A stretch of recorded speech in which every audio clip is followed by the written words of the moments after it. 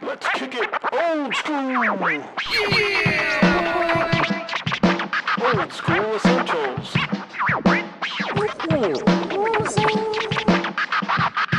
The further adventures of the Thunderous Fury. All right, it is Old School Essentials, the further adventures of the Thunderous Fury, session 44. Time for the recap. Let the bard do it. Yeah, let the bard who proves that other people can out-talk him do it. There you go.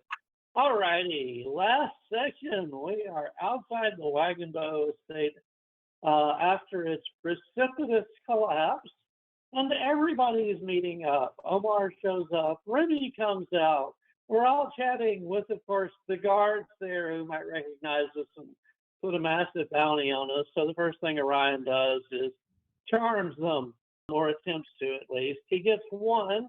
Fortunately, it's the one who gives the orders, who sends the other one running back to Hexworth's Crossing to raise the fuss about the Wagonbow Estate falling into a massive pit. In any case, there's a massive debate about who's going where and whether we should get away immediately or not. But apparently the big trump is we've got a dead party member we need to deal with. And so Remy, being the kind soul that she is, gives Karn 100 platinum pieces in order to see if Torjan can get resurrected. Karn, for some reason, still trusts Orion and hands it over to Orion because even Karn realizes that he is quite noticeable. And if we show up in the Hexworth's Crossing with a limping paladin of Cuthbert, the bounties will be all over us no matter what. In any case, and so a reduced crew walks into Hexworth's Crossing to check things out.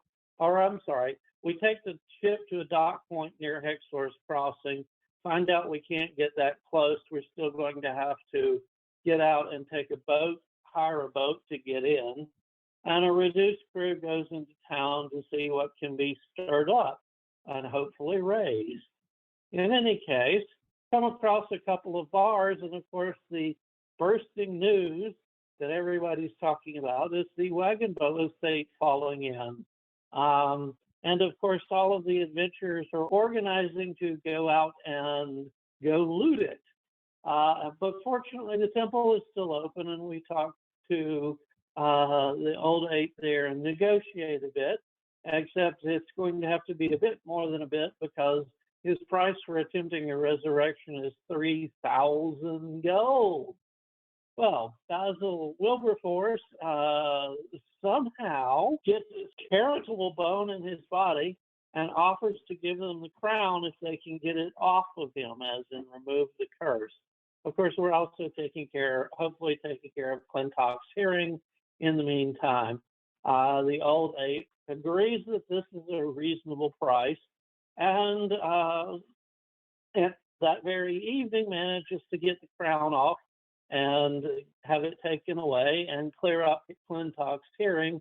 But we're told we have to come back in the morning to see if Torjan is willing to be amongst the living again. Orion, figuring that Basil has indeed paid his dues and then some, turns over the 100 platinum pieces that Remy gave them to Basil Wilberforce in order to keep him from going into, the DTs from handing over such a valuable crown. There's some minor drinking, but most everyone is too tired after the huge events of the day to do much more. And so sleep in, we go to the temple to find out if Torjan is willing to come back.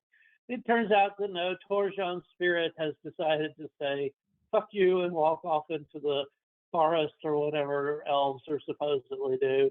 And we are left with the dead body, which the temple is apparently willing to deal with as part of our prepayment. We decide that there is a outstanding link to us. That is, Castle Strong knows where we're supposed to be in a couple of weeks, and we send a letter out to him misdirecting them. In the morning, we are also hearing all sorts of fun things from the adventurers about how much loot they're pulling off out of the Wagonbow Estate, and all of us are sitting there gritting our teeth and screaming because, of course, we missed all of it, running away from the places we did. Although, admittedly, there were good reasons, but Basil Wilberforce is once again having a few shakes over the idea of leaving that much loot behind. We're almost diverted on the way out of town as a fighter who can talk, apparently, tries to get us to bust him out. But no dice, not going to happen. We leave it behind. So we get back on the ship with a few extra supplies and a lot of regrets for leaving stuff behind, including the icy axe that we saw, that we managed to see in somebody else's hands on the way out of there, and start traveling. Hey, but on the positive side, we actually got away clean from a rather nasty operation. So at least that'll give us a minor pickup. Well, we have a couple of days of sailing with no particular problems except the weather, and managed to land at the island where the thunderous fury is holed up with Ox and all the rest. Hey, it's a wonderful reunion. Ox is a bit concerned about Pirate Barak, who is apparently near here, but has no actionable intelligence, so we're not doing anything about it at the moment. As we're lazing around, letting our injured members get up to speed, we run across this nasty giant slug. Fortunately, it's far enough away. It's slow enough that we run away from it. But it likes us so much, it follows us back to camp. Because once again, the same damn slug pops up and we can't run this time.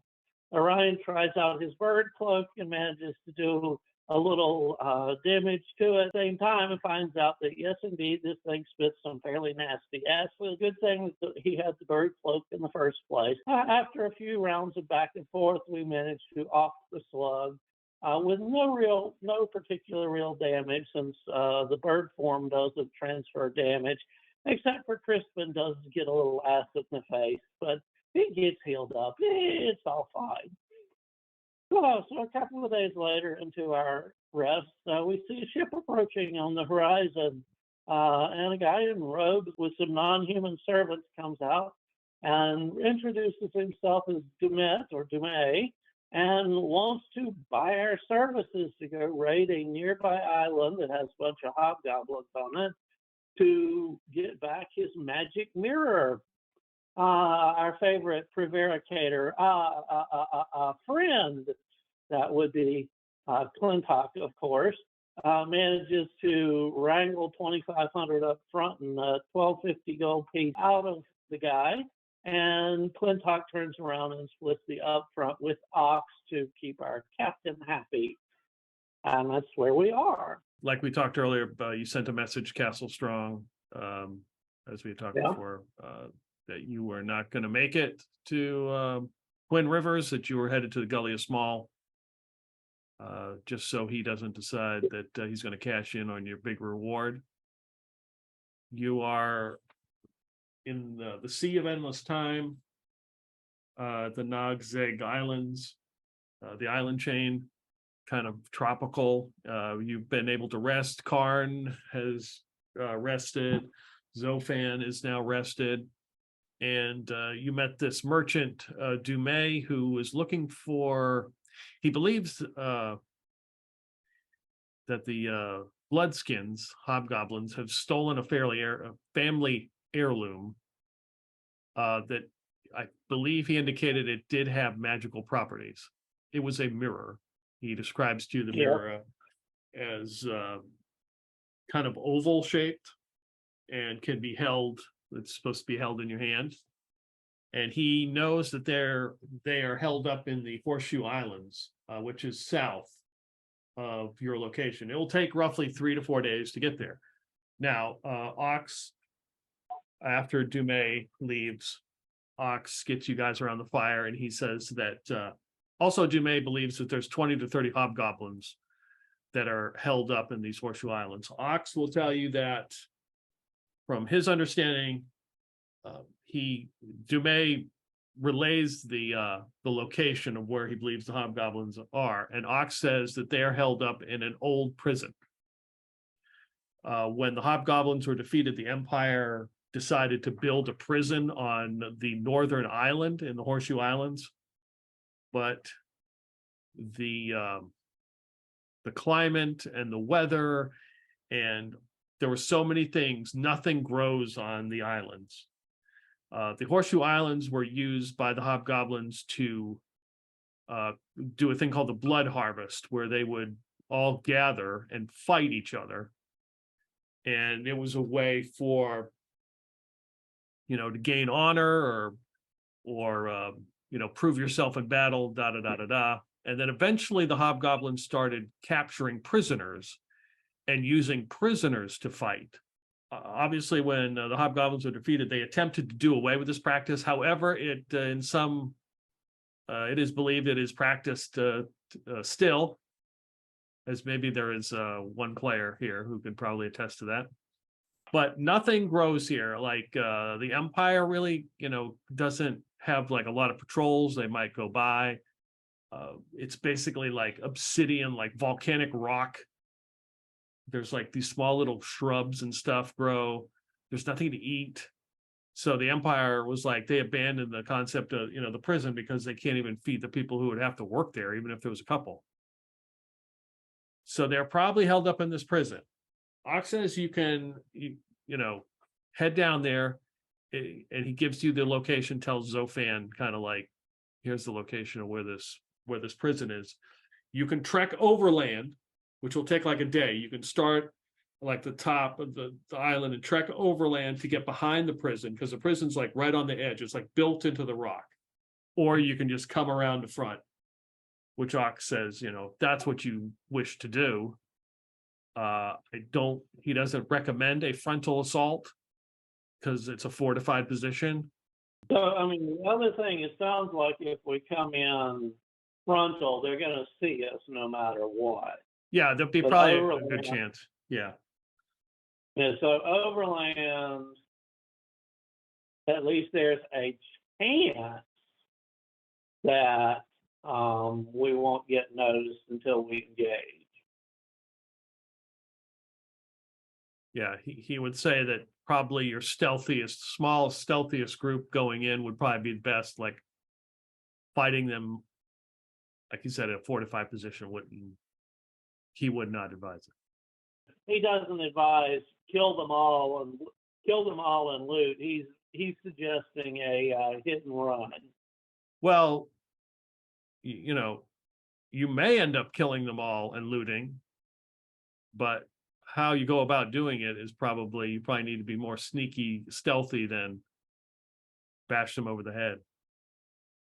Yeah. Okay.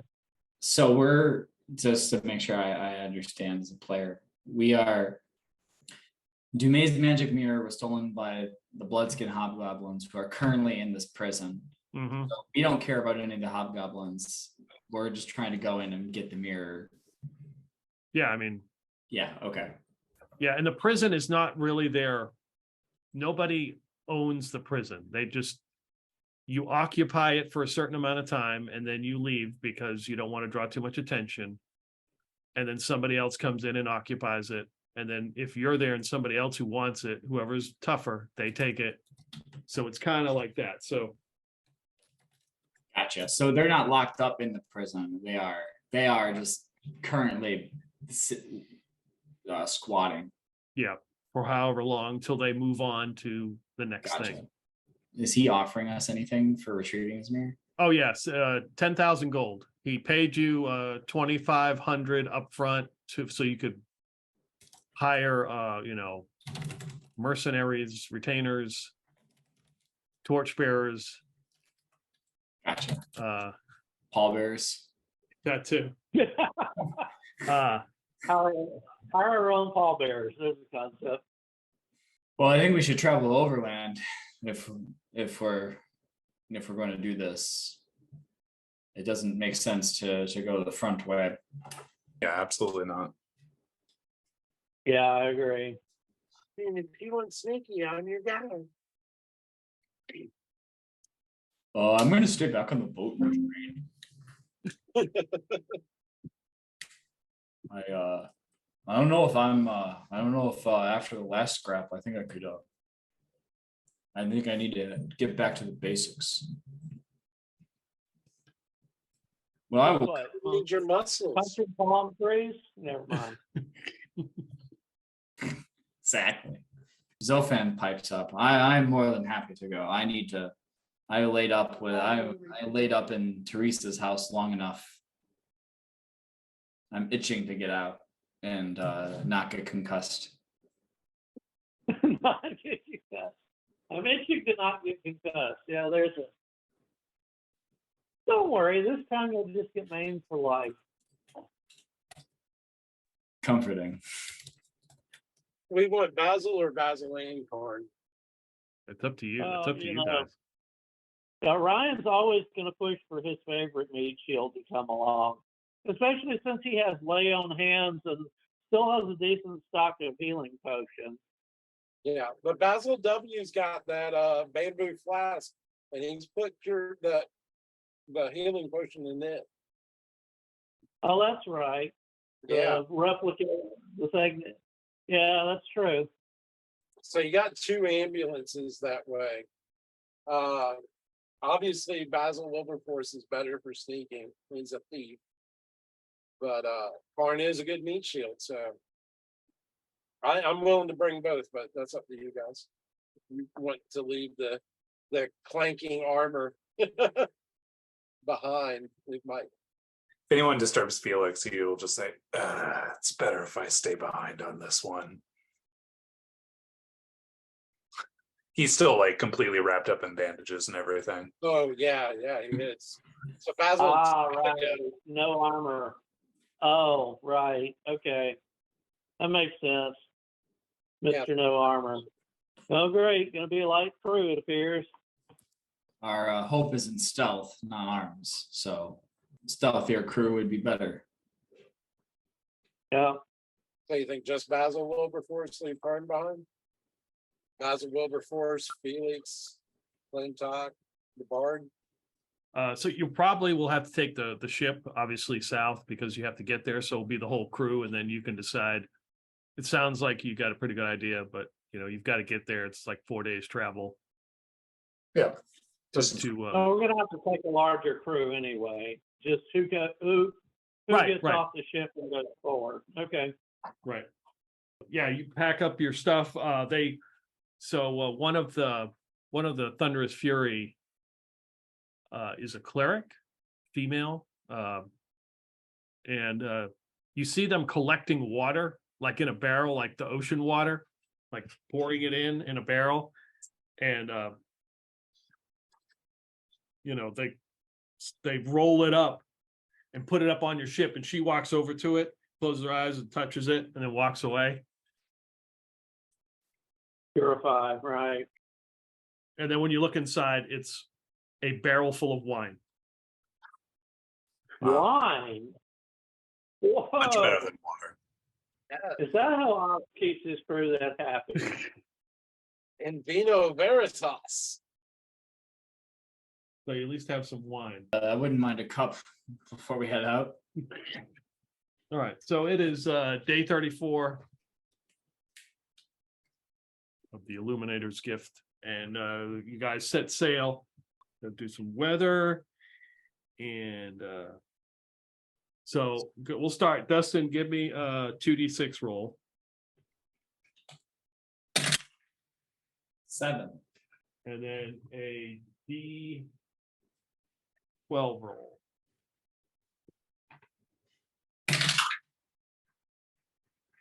11.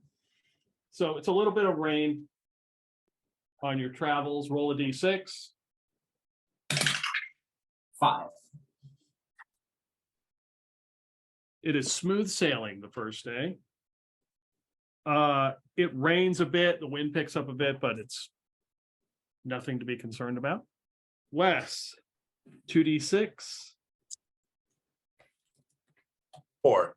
D12, D6. 7 and 2. Partly cloudy. It's a nice day. out here on the water. This is the second day of sailing. You're headed due south to the Horseshoe Islands. Zofan, give me a D6 roll. 1. It's not good. Maybe it'll be a strong wind and it will get us there faster. Wes, roll a D20. 6. As a sailor, you know that headed south, there's the plane of shadow exists. It cuts right across the water. It's not something like easy to see. It's not something like every time you run across, you're going to run into it. They have marked certain places in the ocean to avoid, because that's a definite place where you could enter the plane of shadow. So as you're sailing, and it's a clear day, all of a sudden, as the ship begins to move, it's almost like the clouds show up and then everything has turned dark. Like the color has faded from everything. You would know from a sailor that you have now entered the plane of shadow. Does my background provide me any like immediate recourse of like, if you enter the plane of shadow, these are the things as a sailor you should do, or you should start like doing? As long as you head in your general direction, you should cut right. You should end up back out of it. Like turning around might get too complicated. Especially since ships don't just turn around. But yeah. Correct. Is there anything that, like, would I be aware of any stories or rumors or of things that like other sailors have encountered in the plains of shadow and the ocean? I mean, sometimes you'll run across like pirates. There are some that believe that pirates know like where the entrances are and they'll hide there, to keep out of the Empire's watchful eyes. Oh yeah. Plane hopping to avoid the cops. That's something. I said the sun was too bright. This is not what I meant. But don't be alarmed. If we continue the present course, we should just go straight through the other side back to the material plane. Clintock just whips out the compass and starts staring at it, hoping that something special pops up. So now looking out the water, Zofan, you notice the marker on this side and realize that you had missed the marker, or it didn't exist on your side. Like there's a marker specifically to stay away, like not to enter this area, but you see it on this side. And then you see like in the water, you start to see things start to rise up, almost translucent with like tentacles. And they start to rise up and they're coming around the ship. You can see that they start moving around the ship.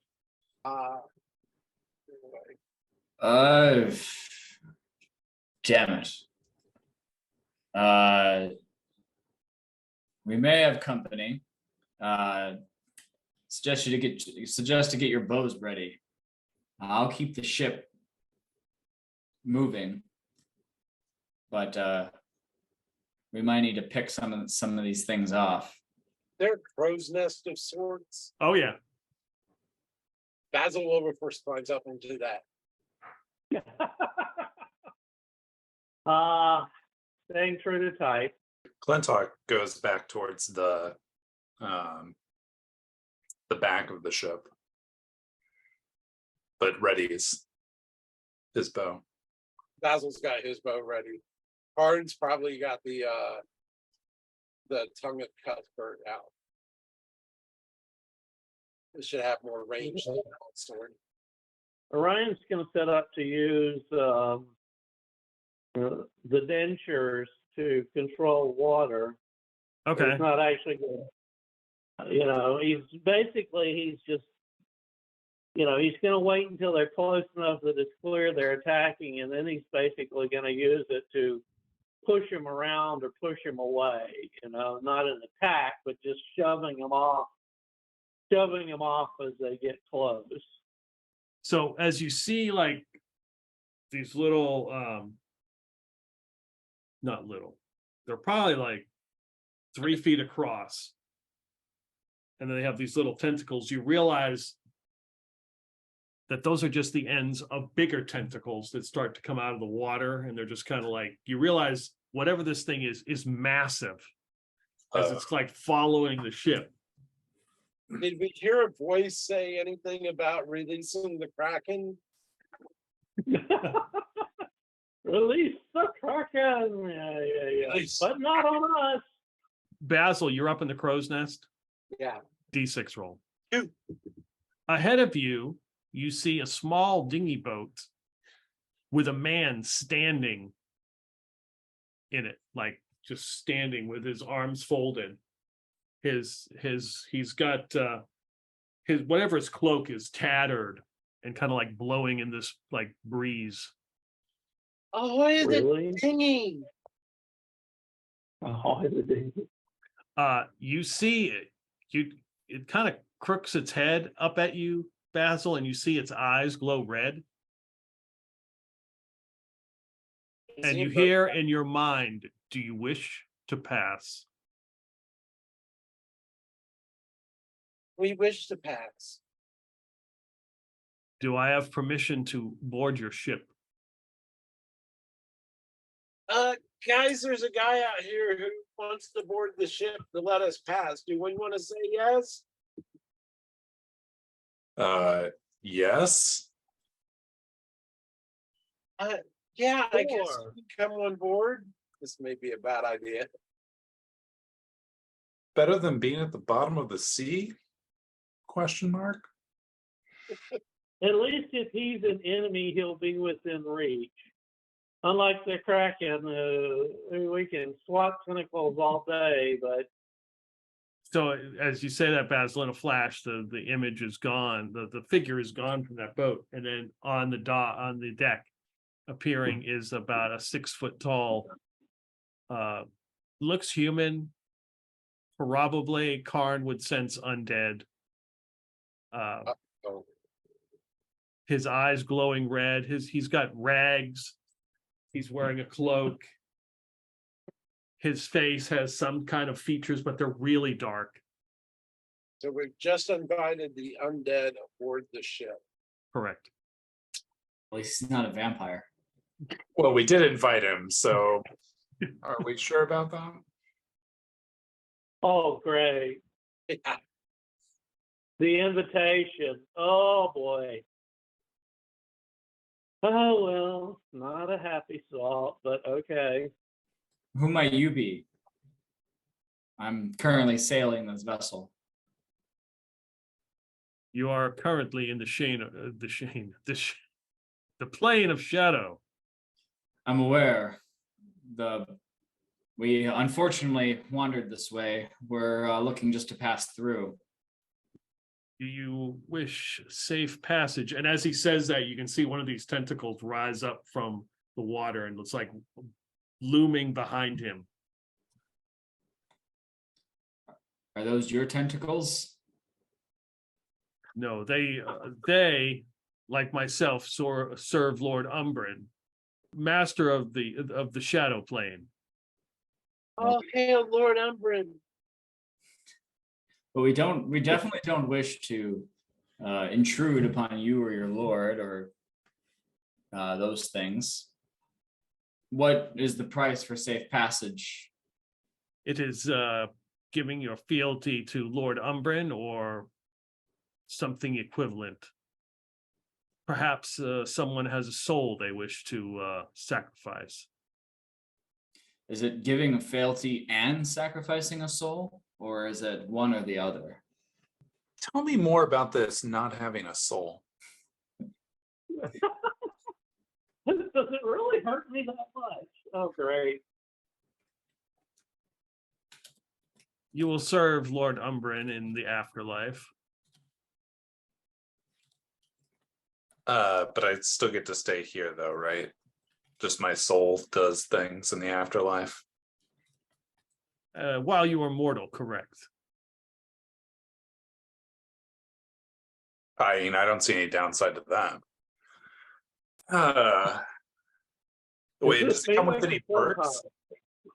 This is Clintock saying, all right? Yeah. Does it come with any perks? Perks.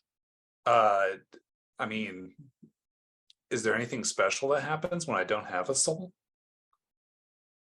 Not used to this whole not having a soul thing. He looks at you and he's like, I don't know if it will change you much. Okay. Huh. Don't hear this. Does Karn hear this conversation? It's up to you whether Karn hears this conversation. I mean, Yeah, that's not a happy ending there. As a matter of fact, if Orion has any concept that something like this is going on, he's going to deliberately go up and distract Karn. okay. It's like, I think I saw something over there. Your eyes are better than mine. What? Could you help me look? Oh, but what of this person that's on the ship? Oh, I've got it Clintock taken is care of. dealing- Don't worry about it. Clintock is dealing with him. His glib tongue could get us out of any number of situations. And I like walk close enough towards him and then say like, oh, why don't we step over here for a moment? Okay. Yes, he steps, follows you, like whiffs of black smoke. Stay Yeah, where he was. I don't feel particularly attached to my soul, so I don't mind what happens. Happy to serve the Lord after I shove off this mortal coil. So let's make a deal. Lord Umbrin thanks you. He reaches out his hand, and it just looks like black smoke. Should I shake it? Kiss the ring? What's the protocol here? A handshake is appropriate. Okay. He reaches out his hand. So the funny thing is when you reach out your hand to like normally handshake, you realize his hand is like backwards. And then you use your other hand and shake it. And it feels weird. It's like you're shaking like a paw. It's almost like fuzzy. All right. And then Oh, fuck me. and then We've been cons on Rakshasa. and then he just you can see sort of a smile come across his face, the red eyes. He said, "You shall pass." And that large tentacle that had gathered near the boat just starts to move back down out of sight. And he walks, takes a couple steps, and his image is kind of like there, and it sort of vanishes. And then you see him in the distance on his boat. You see his red eyes looking at you, and his eyes go out, and he vanishes. The boat vanishes. And you feel the boat being moved, like not under your control. And then all of a sudden it's bright again, and you can feel the cool, the warm air, and you are back in the material plane. Whew. My step feels lighter than ever. I feel really unburdened now. I guess I'm not much of a holy man. Sorry, Karn. Oh, I made a deal with him. Don't worry about it. The details are, yeah. Let's just say we made a trade. So, You mean just for Cuthbert? curiosity, I was certain that Cuthbert saw us out of this ordeal. because apparently it's very great interest to Clintock by now. Orion, not immediately, but when there's a lull of time to go aside, he'll wander up to Clintock and just go, "Do I want to know what how you manage that?" Probably not, but maybe it'll come in handy at some point in time. Maybe next time we're in the shadow plane. Who knows? Hey, got to use a throwback, Lord Umbra. So yes, you navigate that. I rolled like giant jellyfish, so that's what it turned into. Oh, craziness. And So it turned into Rakshasa after Kraken and Rakshasa after our soul. Probably not Kraken, but okay. but there's also a chance when you do that you could get lost at sea, but you do have a sailor, so it's basically 1 in 6 chance that you could get lost. So that's Oh. how you ended up getting in the plane of shadow. I knew that one. I knew that one was bad news. Yep. Every time. All right, Paul, 2d6. We'll get some weather going here. 6. It's basically no wind, not d12. Well, There's a rainstorm. You guys are sailing through a rainstorm, and d6, 4. and then Zofan with the d6. That dice is gone. Okay, I got a 1 again. I knew it.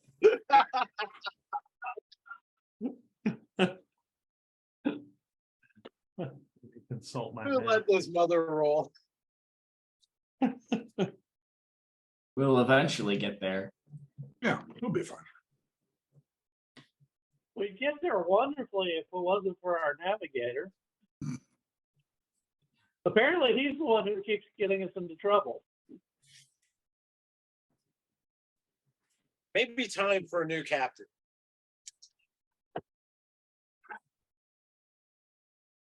I mean, maybe it's the lingering effects of the concussion. That's what it is. Very generous. Okay. All right, Russell, 2d6. That would be 2 and a 5, 7 total. D12. 9. So it is a pleasant day, but it's very foggy out here. And then a D6 roll. All right. I'm not going to use that die. It's a 6. Okay. And then Russell, give me a D6 roll. All right, 1 sec. Need that dice jail thing that you posted. Yes. 5. Okay. Zofan, even in this fog, you realize that you guys are off course. Basically, you correct yourself, make the necessary corrections. And so you should get there an extra day. So the next day you should be within the Horseshoe Islands. Back up to the top of the lineup, Dustin, 2d6. We'll go with the wind. That's a 5. D12. 4. Oh boy. Would you roll 4? Or yeah. Okay. So there's a moderate breeze. In the distance, you now spot the Horseshoe Islands. They basically look like obsidian rock, like coming out of the water. And as you get closer, everyone starts to hear this high-pitched wailing, like unholy wailing noise, and everybody gets to make a save versus death. Lovely. Oh, lovely. What? We want to get over safe. Yes. We want to get over. I will say it's not death. So Glentalk is safe. I'm gonna use my hustle point. Karn failed, With the hustle, I save. and Basil makes it. With a 20, Basil makes it. Nice. I got to roll for Basil. That's right. Basil is completely unfazed. But Karn got a 5. Ooh. Zofan does not make it. those of you who do not make it, you are deafened. Okay. Huh? Fortunately, Orion makes it. A deaf bard wouldn't be of much use. The Deaf Paladin's just fine. On the 5th day, as you approach the island, And it's basically, there's a beach, there's a little bit of a beach and just obsidian rock that goes up, and there's these small little tiny little scraggly shrubs that look like have huge spikes on them. That was on day 4 that we got deafened. On day 5. Carden takes a swig from Basil Wilberforce's flask. So Crispin is not deafened, but he is still recovering. You see him and Remy having some kind of discussion. Remy can't hear anything. She's like, Well, Can we tell that she can't hear anything, or that she just doesn't like, just is like ignoring, or like? oh, she's like yelling really loud. Oh, okay. Felix is like, I can relate to this. Does the healing potion have any effect on it? No. It's not like a disease either. So, shit. well, that's gonna stop. Got deaf paladin.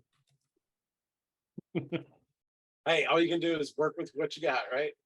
So Crispin comes over and he says, Remy was insisting on going because obviously she is down lots of money and she's supposed to pay you guys, and it's unfair to send you guys to do stuff. She has to pull her weight. But since she can't hear anything, I think I'll probably go in her stead.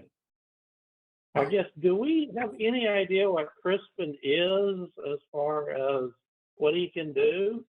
I mean, I'll ask directly. Well, are you a fighter, or do you have spells? I mean, what do you do?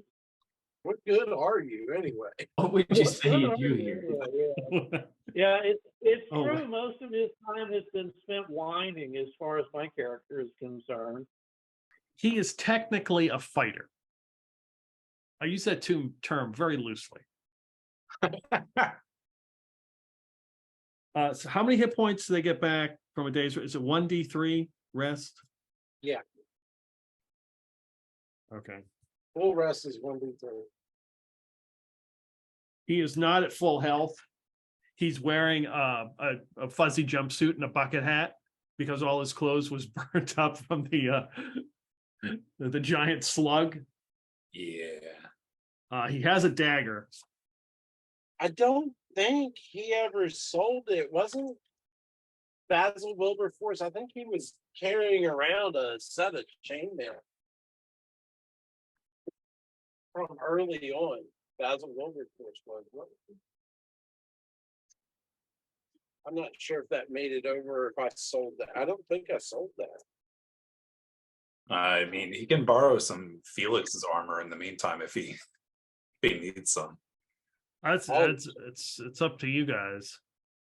How are we going to tell this? Can anybody tell if can anybody locate this mirror? Or we're just going to search the whole place looking for it.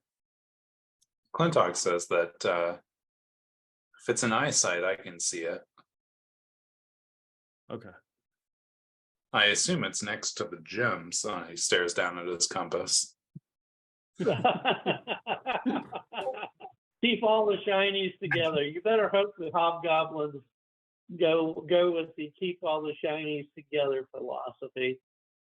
Actually, I mean, it is a point. If Crispin can wear armor and we can sort of adjust what Felix has, Basil's yeah, chainmail. Yeah. Okay.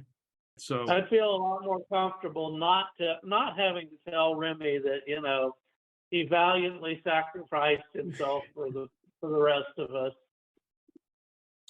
well, she is definitely upset that she cannot go.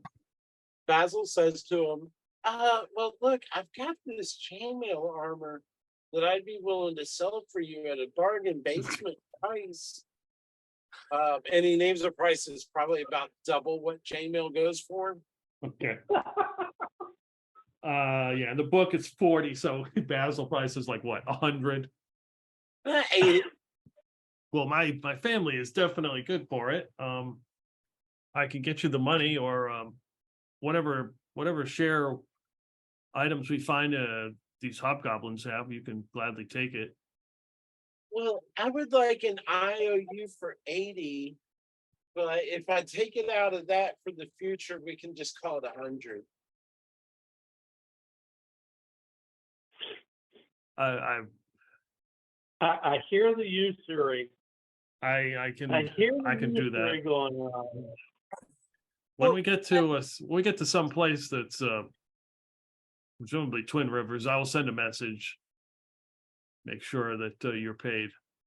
Do you know how to write? Yes.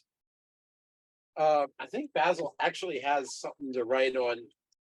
Yeah, he's got a scroll case, and he says he pulls out a piece of parchment and says, "Can you say write this out?" Yeah, so of course I will. And he writes it down, and he you see he pulls out like a little book and writes in it IOU Basil 100 gold pieces. Now, if it takes too long, it's going to go up, right? That's but that's understandable. That's how these things work. that's fine. Okay. Good deal. Well, here you go. Here's a set of chainmail then. Okay. So yeah, he starts putting it on, takes him probably twice as long as anyone else would, but he gets the chainmail on. Wear it in good health. There's a little of that blood stain there. That's just the previous owner. He's still got a little like acid. You see him like wincing because he's still hurt from the fight. In mechanical terms, he is down 4 hit points. Well, it makes sense for Karn to heal him up before he goes. Well, Basil will give him a sip out of that flask. Okay, and that's Well, Basil will flask him, yeah. I got 5 on a D6, so okay. that should All right. deal all the way. Yes, he is full. Yeah, he takes a sip out of the flask, and he's got his chainmail on, and he's got a dagger. It's like that should be good. We'll just add, 20 gold to the IOU for the healing. He gets out his little book. He's like, okay, let me put that down. 120 gold, Basil. So he's got an IU for 120 gold. No more chainmail. So that he's doing that, and Remy comes over and is looking at him, and then Basil, you catch Remy give you the stink eye. What? I made sure that he's got armor and he's fully healed. I give him the best chance he's got to come back to you alive. Felix wanders up to him and has a sheath sword in hand and says, "You know how to use one of these?" Yeah, I can do that. Well, make sure you clean the blood off before you put it back in the sheath. And then just like pushes it into his hands and then walks away. Okay. This is like short sword, long sword? It's a long sword. Arno kneel down in front of Brutus and go, and grab him and rough up his sides of his head and tell him, "Listen here, boy, you got to stay here. I know you want to go with us, but if you bark at the wrong time, you could give us away, okay? Good boy." Who is going ashore? Who's going? Obviously, Crispin. He's ready. He's got like a pack, and he's grabbed like some of Remy's gear. He's got some torches and stuff like that. Orion. Okay. Clintock. How long are we deafened? It is indeterminate at this point. Well, Zolfan probably isn't going to go anymore because he's ducked. Okay. Damn. Not ideal on a stealth mission. Too bad it doesn't work that when you can't hear things, things can't hear you. Right? What'd you say? Eh, I can tell you're talking, but he's just like speaking very loudly. So Basil, I guess, will go. Zolfan looks disappointed, but at least I'm not concussed. I would take this over laying up in bed any day. Basil's gonna take the same items that he did back at the manor. Okay. The estate, the throwing darts and Copper Willie. All right. Art's gonna have to stay behind because he's deaf too, but he'll give the tongue of Cuthbert to Basil will be forced to town. Okay. All the deaf people are on the ship. So the ship is totally Yeah. safe. Clintock can hear, or sorry, Felix can hear. Muddy is deaf. Muddy is deaf. Okay. Anybody can sneak up on this ship. Basically. We're all relying on Felix. Yep. So what's it gonna be? Basil W. Basil Bessex. Yep. Ethics. Clintock and Orion And Crispin. Yep. and Crispin. So 5 of us. Yes. So we got the appropriate gear. Good to go. You take like a little dinghy boat, row to shore. I mean, the shoreline's just like little tiny broken rocks of this like a black obsidian, and there's a small little path that leads up. Probably goes like 30 feet in the air to like the top of the island. And as you're walking, the sun has faded behind the clouds, and it is, getting dark, and you just see you can hear that howling, shrieking wind, and there's just these small little shrubs that are blowing. It doesn't seem to be anything. And as you're walking, you realize, the rocks and stuff are blown up, but as you look, then you realize you see pieces of bone kind of blowing past you, and you realize all these little tiny pieces aren't just pieces of rock, they're pieces of bone. Nice. Nice. All right. So you trek for about 6 hours. Mm-hmm. There is nothing out here. It finally gets dark. How are you? Are you lighting a torch? Because I don't think anybody has got dark infravision or whatever we're using. Nope, no night vision here. So guys, are we gonna announce ourselves, or we could hunker down for the night, announcing ourselves by, well, yeah, we're sneaking up on you by lighting torches in the darkness. Yeah, that doesn't work exactly. Can we manage to creep ahead if we're going extra slow? I mean, is there moonlight, starlight, anything like that? It's not pitch black. What's you can kind of see. What phase the moon is it? Illuminator's eye is sort of behind the clouds. Okay. Every once in a while it peeks and looks out. Well, I'm in no rush to get there this evening, so why don't we make camp? Yeah. I think that's fair. Basil's clutching the tongue of Cuthbert to his chest. He's alert. He's scared. You make camp. It's a very unsettling rest. I'm sure you're doing some kind of watch in the evening, at night, switching off, watching. Yeah. Wes, give me a D12 roll as we go to the next day. 2. The wailing stops. Oh. So as the sun begins to rise, whoever is sleeping, you're woken up by some spotty showers, some rain falls on you, and when you see the water looks just black. But there's these really low black clouds that are just kind of whirling around. Everybody on the ship is not deafened anymore. No, that's good. Hey, I can hear the ocean again. Felix is like, back down below deck from me.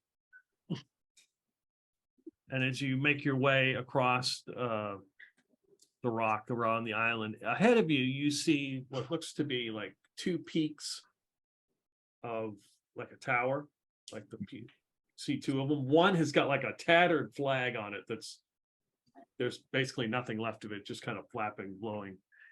And it's right up against the rock, like it comes down and then the rock comes like right up to it. Hmm. Is this part of the prison or is this some independent structure? You would guess that this is probably part of the prison. This is the location that you were told. It sort of fits the description. There were 2 towers that were on either side of it. Seems we've gotten close enough anyway. Do we see any sentries? No, you don't. It's strange because it's like the peak of it goes right up against the rock. So you could probably climb on it because you could walk right up to it and touch it. If that makes any sense. Yes.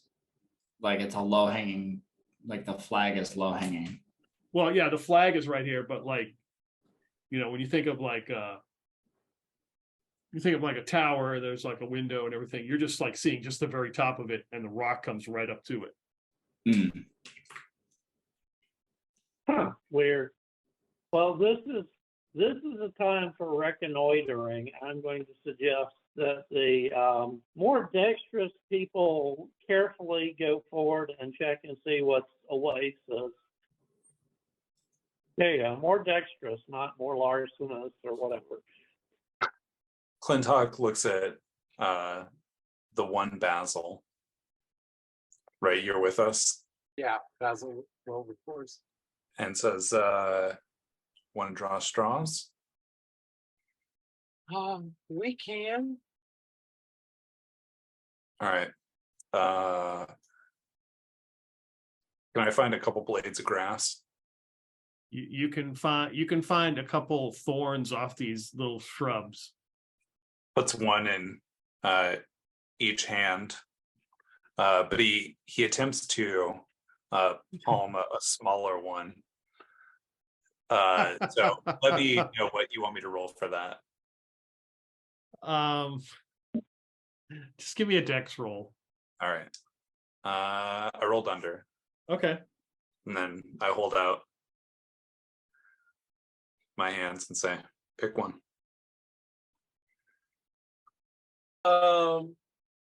He pokes at your right hand. All right. I will reveal the smallest one that I had attempted to palm. Okay. All right, Clintock, you have drawn the short straw. Is there any chance that I would have noticed any of this? Is this something? Is this a trick that Basil would do? Is this something like he is accustomed to? He's used to lying all the time. Give me a wisdom roll. Okay. He got a 10. His wisdom is 11. So yeah. Yeah, you're it's just kind of sus to you. This it's just like, yeah, I now, think is this suggesting that I'm the one that goes reconnoiter, or you're one? Yeah, you're the one. Yeah. Yeah, He you're Looks at you sideways. He's like, and he thinks about it for a minute and goes, maybe there's something there I can palm. Okay, looks like I'm going. You can't tell for sure if he caught on or not. All right. He made it look like I just picked the shortest straw. The shortest straw has been pulled for you. Yes, it has. I was just thinking that. There, you see now that there's the 2 towers. One, like I said, has the tattered flag, and one does not. They're about 75, 80 feet apart. He picks the tower with the tattered flag, Okay. and he starts creeping in that direction. Okay. You make your way up to the tower. So there's like 5 feet of rock, and then the tower top starts. And you can see it's made out of some kind of metal that looks to be like rusted. And you can hear the flag. And then as you're looking at it, you realize there's a gap between the rock and the tower. And you can look down and you can see that there's a gap. It's not much. It's maybe like a foot. Can I see anything inside that gap? No, you don't. So it's step over, not leap over. Okay. Does it look like there's any windows or anything? Not on this side. Not on this side. So what are my options to look around on the other side of the tower? You could go like climb up on the rock to the side of it, or you could climb up onto the tower and go around, like climb up on the top and kind of look down. I'm gonna try that. Use a thiefy skill there, like sheer surfaces, I think, probably. Yeah, I got a 91% chance. Okay, yeah. Nice. I rolled a 52. So you stealthily climb up and move around. As you're moving around the top, like the top of this cone, you now see that this is the edge. And ahead of you, you can see that the waters of the other side of the island, and then the main island, in the distance. And then as you're walking, you see that there's a sheer drop. It's probably like 100 feet down. And then as you're walking, you climbing around, you look down and you can see that there's a small window right there. So the rock sort of ends, and then you can and then you see the beach. So as like Ox had said, this thing is built into the side of the mountain, like mountain into the island. So you're like looking down and you can see, you maybe catch a glance of somebody is standing in that window. You might catch like their nose or their helmet or something as they peek out and look. Hold my head back, but not before I glance over at the other tower and see if I can see any details over there. Or is in my It's kind of far away. okay. Can I see if there's a window or anything in the other tower on this side? Can I make it out, or is it too far away to make Yeah, that it's out? kind of too far. Okay. So there's a window with a guard at it on this side. Yeah, you're pretty confident of that. There's somebody in a window, yeah. Okay. So I'm gonna try to get back down and go over to the other, creep over to the other tower. Okay. So you make your way across the rocks. And give me another climb roll. Sheer surfaces. 31. Okay. Same deal as you climb up, you can see the drop, and it looks about the same. You see you catch a helmet or something kind of looking out, and then go back in. In both of these places, do I see somewhere where I could possibly tie off a rope to allow you to rappel down to that window? The one with the flag, it's like there's like a metal, antenna that they got the flag stuck on. You could probably tie a rope to that. On the other side, it'd be a little bit harder. You'd have to probably find an outcropping, a rock outcropping or something, or put in a spike or something. Yeah. And that's going to make noise if you do that. Mm-hmm. So I go back I'll creep back to the group and say, I think we could manage to put a rope over that flagpole there. It looks like it'll hold the weight of somebody. It might. Depends on how heavy. I mean, somebody wearing armor, probably not. But I mean, I don't know how big, We might size be wise. like rappel down and swing it to that window or something. Like somebody's got another idea. But it looks like there's a guard at each one of those windows on each side of that tower. And you know me, I'm not the swinging sword. So wait a minute. You're saying that even the window we can get to, you saw a guard in it? There was looked like a guard of some sort in each window. Yeah, that's what it looked like. Great. So much for sneaking in. Too bad that elf stayed behind. Well, let's see. That's the only thing that I saw is the only possible entrance. There wasn't a door at the bottom or anything like that. Yeah, if you were to look, I mean, kind of looking down at an angle, you see that there's a portcullis at the very, very bottom. You can see the bars, but that's pretty much it. So There was a ship that is docked, that is out in the water, and there's like a dinghy boat, like up on the shore? From that rooftop above the window is that ship and the dinghy boat, wherever it's docked. Is that within bow shot? Is that within, like, for you guys? Yeah, if you were standing on the rooftop, could you say lava flaming arrow onto the boat? If you had a longbow, yeah, I would say you'd have a chance. Would be Basil's got a short bow, yeah. but it says maybe if we launch the flaming arrow at a boat out there in the daytime, so it's harder to tell that that's what happened. If it set a boat on fire, it might draw a crowd out to it, and we can sneak in. Yeah, I was thinking something similar, but I was just thinking of untying the dinghy. All my characters are always pyromaniacs, so they're gonna take fire. Yeah, there's a One thing we could do is if we could take out one of those guards quickly without making a sound, then which I think I could do. I Then think you could do it too. I've got anything this. but you, eh?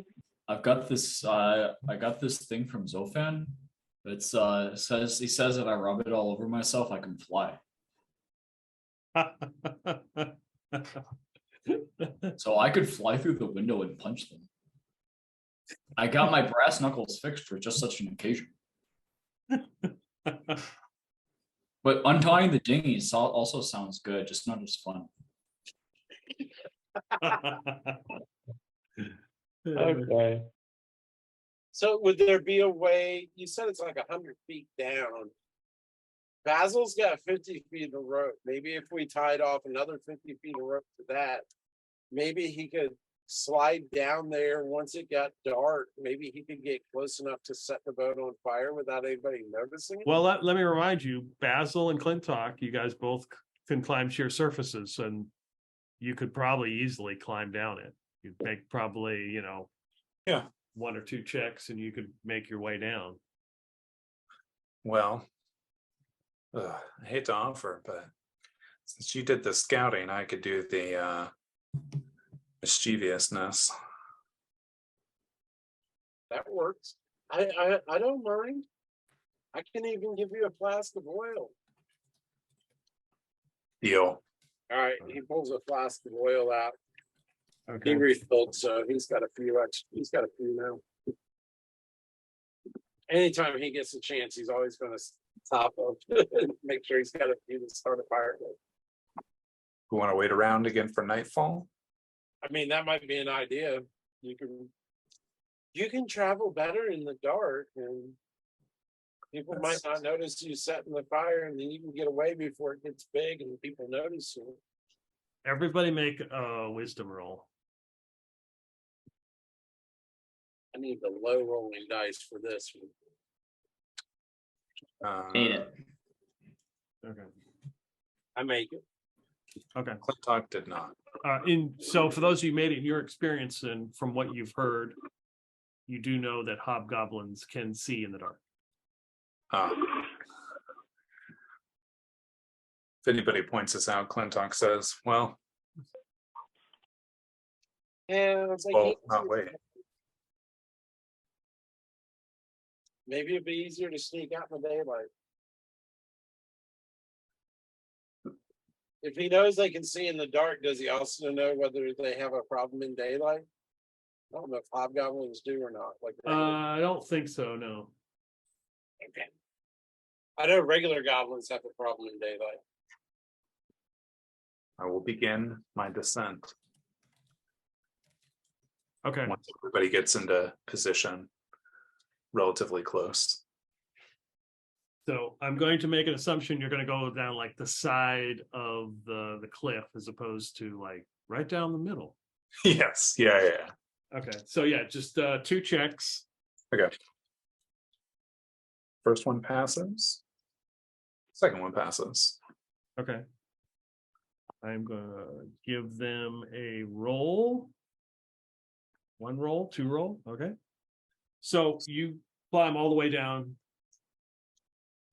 this sheer rock. It's basically just like a cliff. And now you can, as you're looking up, you can see the shoreline, you can see the boat, you can see the bigger boat, you can see that this prison was built right into the side.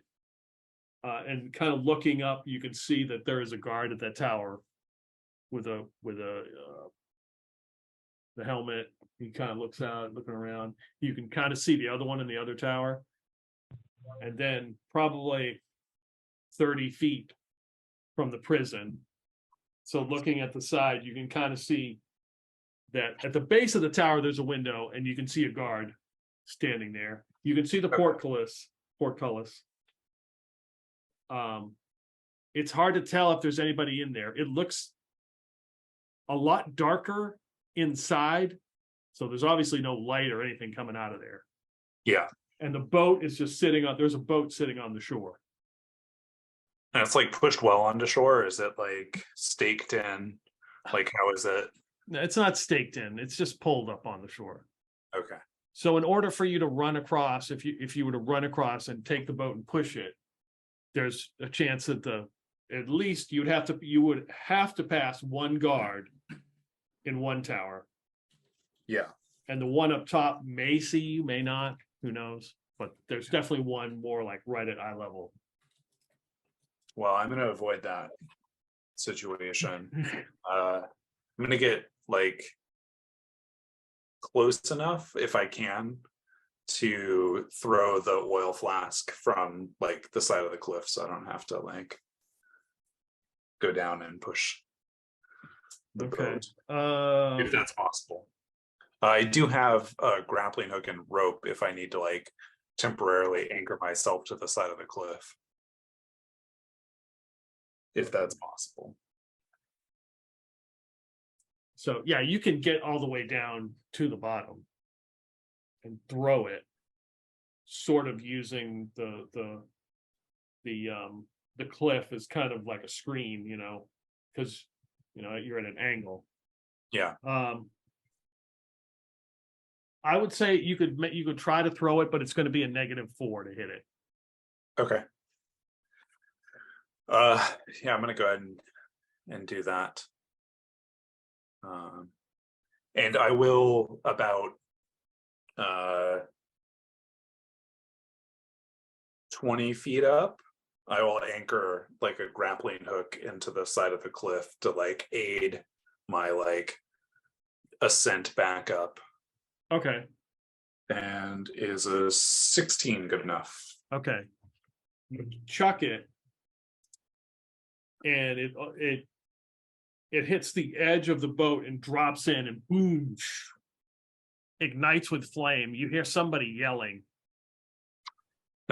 I am booking it back up as fast as You I hear a noise. Portcullis is opening. You're gonna climb. You're gonna climb. You're gonna climb back up. Okay, give me a roll. Yeah, we're good. You climb. You get back up top. You can kind of look. You can see the smoke coming from the boat that's burning. And you can see you can hear some shouting from below. Can I try and like sneak a peek over the cliff now that I'm back up here to see what's going on? All right. Yeah, you can. You can see that there are looks like 2 hobgoblins near the boat, and there's somebody there with like a bucket getting the ocean water and throwing it on there. This person does not look like a hobgoblin. Okay. And they're just like throwing, they're yelling at him. He's throwing the water on there. Gotcha. All right. Well, I will quickly head back to the main group and say, well, we don't have long, but a few of them are distracted. Let's do it. Okay. Let's go. I'm right behind you. Yeah, Basil wouldn't hesitate to lead the charge. Okay. But the idea is still we're going in the upper window, right? Yeah. Okay. Basil, Bessex, you're rubbing it and flying over and punching the guy and knocking him out, or Well, killing him? if he's there, Okay, yeah. all right. And the rest of us are hurrying onto the rooftop to get down, to tie a rope and get down. Yeah, he We rubs. don't want to just repel him and like kick the guy in the head as he's coming in. Rubs his stomach, and he's got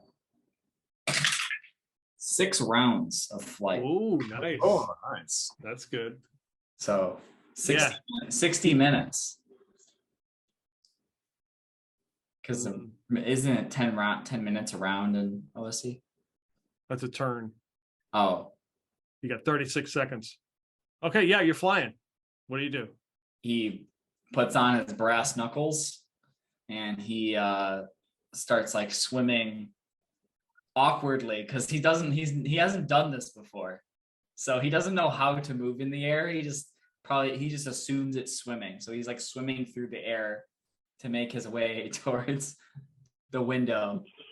And then like as soon as he like touches, it's kind of like the side of a pool. Like he just like grabs on and is like trying to like just rip himself through.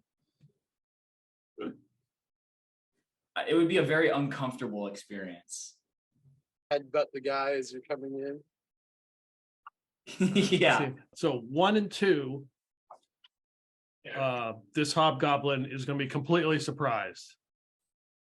If I roll a 1 and 2, that means we just roll initiative. A 5.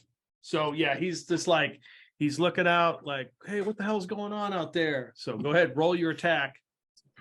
Nice. And here comes Basil for the 1-2. That is a 19. Roll damage. That is a 7. You tell me how he dies. Really? Basil is he's like awkwardly like swimming through the air and he grabs like, how wide are these windows? Like 3 feet wide. It's like 3, yeah. So he's, it's probably like this or so. So he swims through the air and he grabs like the inside of the ledge and then he like launches himself through and like reaches his arm out as his fist makes contact with the face of this hobgoblin. It just crumples and Basil is like now flailing trying to get his bearings and we'll use the rest of his turn to try to get his feet on the ground. Yeah, you get in this tower in the very top. He hits the ground. He is dead. You've like caved in his face. His helmet comes off. It's kind of like a leather, terrible looking leather helmet. He's got some leather armor. He's got a short sword. There's a spear that's laying next to him. A crossbow with like 12 bolts are there. There's a set of stairs that go down. And there's some kind of crank on the wall, like a hand crank. Basil's gonna wait to crank it, and he will go out the window, like look out the window, and like motion. Okay. How's everybody else getting in? You're tying a rope and. Well, okay. Rope around the flagpole, but then heaviest party members first with the other people holding on to make sure it gets stable. And then the lightest party member can come down last on the rope. And It's just going to scale down the side. show off. But I still want somebody to help lower me down because, sorry, I'm not giving, well, I don't know. Basil's Does this thing work? but he's got a 9 strength. Great. I think this thing is going to take me if I'm wearing my chainmail. How much does chainmail weigh in this system anyway? Let's see if I can figure it out. If you, as you look hesitant, Clintock waits for a moment and says, all right, I'll scale down after you. And then like ties the rope around something up on the roof. And then like holds it so that in the event that the flagpole doesn't like hold, that if it snaps off, he doesn't just like Okay. fall down. I have a 13 Right. I mean, all you strength, need so to do not is, yeah, all you need to do is provide a little counterbalance. I mean, not take my entire weight, but just enough so I'm not putting my entire weight on the flagpole or whatever else we're using. yeah. So Clintock is going to do that as Orion shimmies down the rope to get inside the window. Mhm. Give me a dex roll. The dex roll, if you fail the dex roll, it's not like you fall off the side. It's just to see how graceful this is. How much I flail around? There you go. I am well under my dex. I rolled a 3. Okay, so yeah, no problem. You just kind of scoot down and scoot right in, right next to Basil. You see the same things that I described in this room. Who's next? Other Basil. Okay, I'll go down and go in. I assume you're just going to do climb sheer surfaces. I'll use the rope to make sure it's safe. Okay, just give me a dex roll. Oh yeah, I got a 1. Nice. Yeah, you just kind of like scoot right in. Crispin, very unsure of himself, he will go. He rolls a 16. Let me Oh, tell you, his dex is not 16 or 17. He just kind of climbs, he's sliding, he hits the side of the roof, clang, and he's like hanging out there outside the window. You guys grab him and pull him in. nice. I'm gonna roll a d6. Okay. All right. Clintock, you're last up there. You leaving the rope, or are you just gonna? Yeah, I'm gonna just scale sheer surfaces. Okay, just give me a roll. Yep, we're good. All right, you guys are all in this room. It's not very big, a little bit crowded with all of you in here, but there's a dead hobgoblin, crossbow with like 12 bolts, a spear, some stairs that lead down, and there's a hand crank on the wall. And then as you look, you realize that you could slide this window closed. It's just like a big sheet of metal that you just kind of like pull and just it closes it. Basil's going to pick up the crossbow and load it with 1 bolt if it's not loaded already.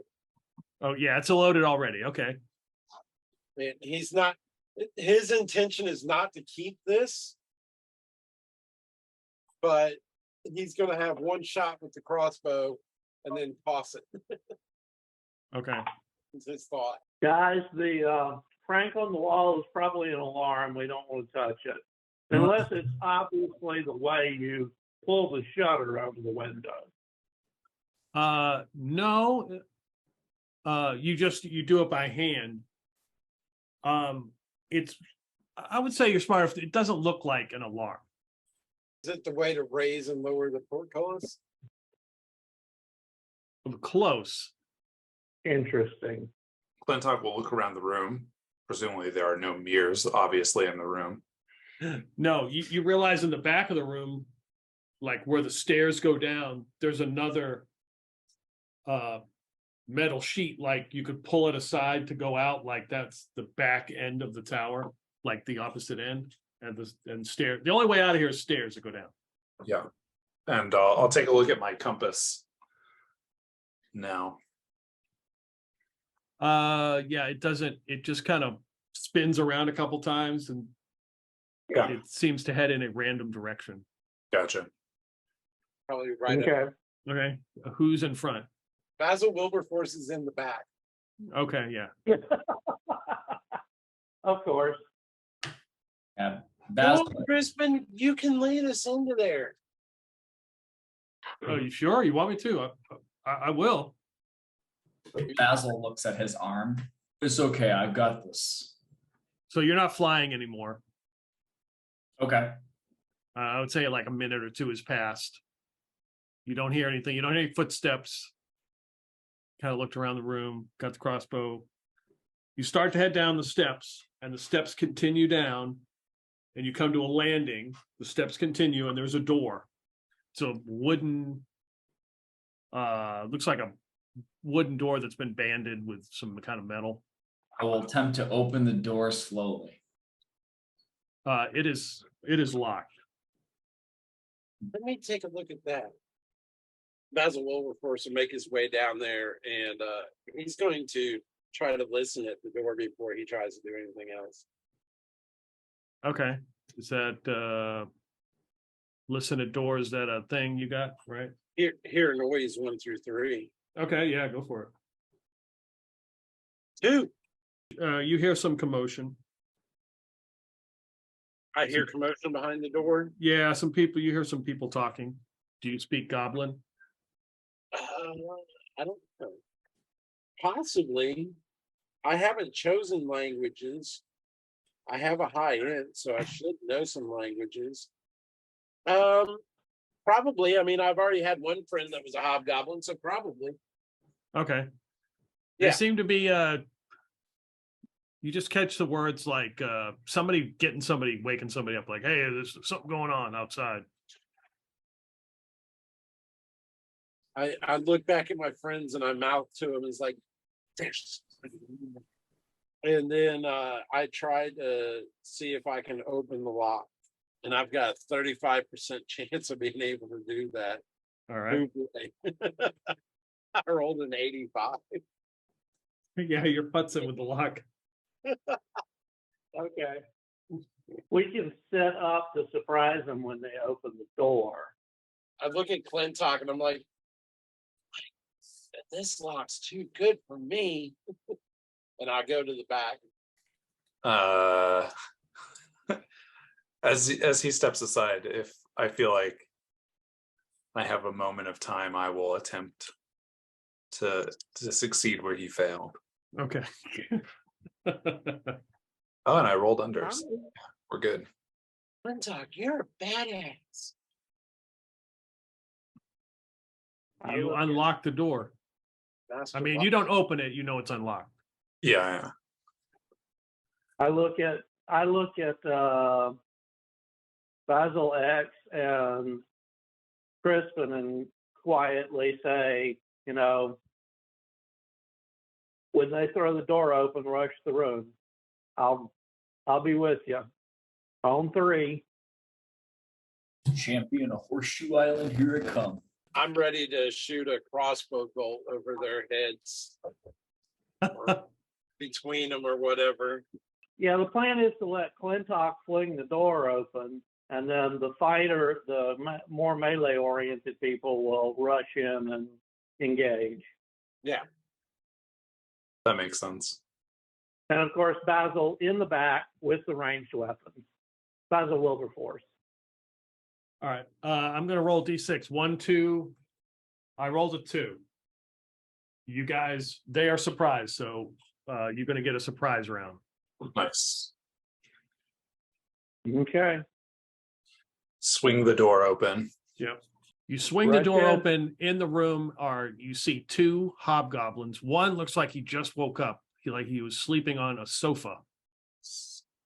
And there's like an ottoman in the room and a huge barrel and like some pillows and stuff. And they're just kind of sitting there talking. And you bust the door, you swing the door open, and they look surprised, like, oh shit. Rush the room, clear the door so our trigger happy friends at the back have a clear line of shot, and just take a stab at one of them. And I'm using my spear, so. Okay. Survey says, not today. Well, at least not this instance. Okay. 9. Okay. Yeah, that is a miss. Yeah, I figured. All right. That was Orion. Basil will line up a shot on the guy who was sleeping. Okay. These are brand new, never used dice. Let's see if they're any good. 20.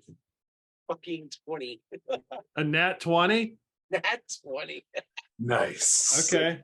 Give me a percentage roll. D100. Okay, D100.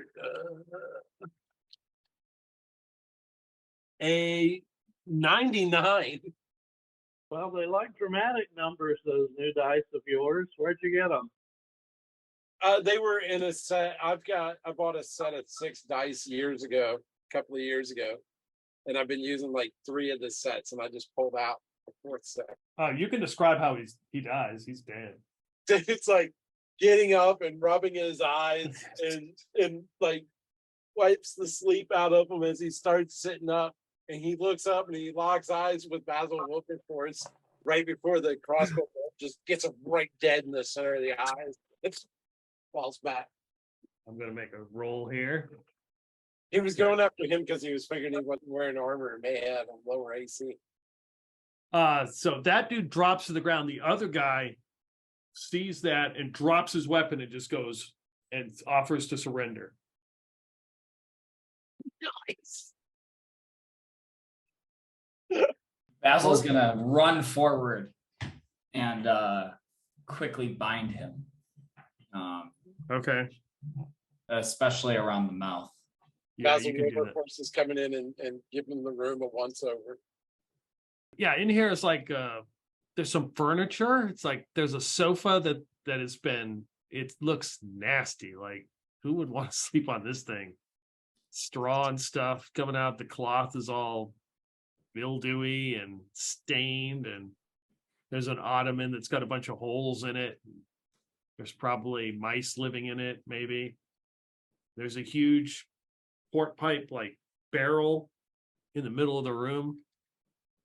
And there's some pillows, and of course, they look absolutely disgusting. What's in the barrel? Looking in the barrel, it looks to be like some kind of ale. Get a quick taste or smell of it. It smells like ale. I loot the corpse. Of course. So he had a hand axe on him. I toss that to Crispin. Yeah, he's like, oh, okay, and he kind of like hooks it on his belt. He's got all kinds of weapons now. Yeah. Does anybody speak Goblin? Can we like chit chat with this guy and find out how many other people are in this top? How many other? Basil Wilberforce can't. He had a hobgoblin friend. Not making friends with this one. Can you understand us? The one is yes, I speak the common tongue. Well, there you go. Easy. So we don't want to fight you. He looks down at his friend who is dead. We don't want to fight any more of you than we need to. Where would you keep a mirror? He's very confused. Where do you keep your treasure?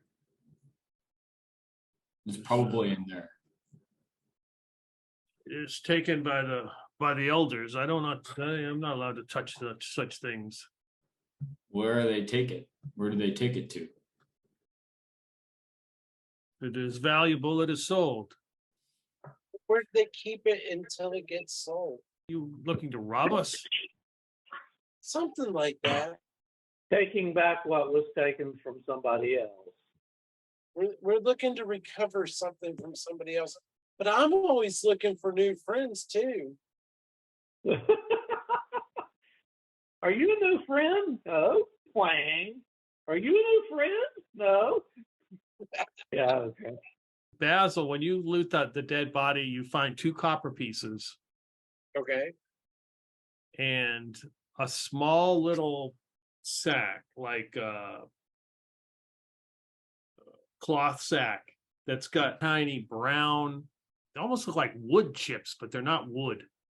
I take the sack with the chips. Okay. I hold one of the chips up to the other guy and go, do you know what this is? There's Oh, yeah. it's a gift. What's that mean? It will help you. It will toughen you up in a fight. Oh, okay. And I put them in my thing. I guess you've got a couple of those too. Want some more copper? I can give you your friend's copper here.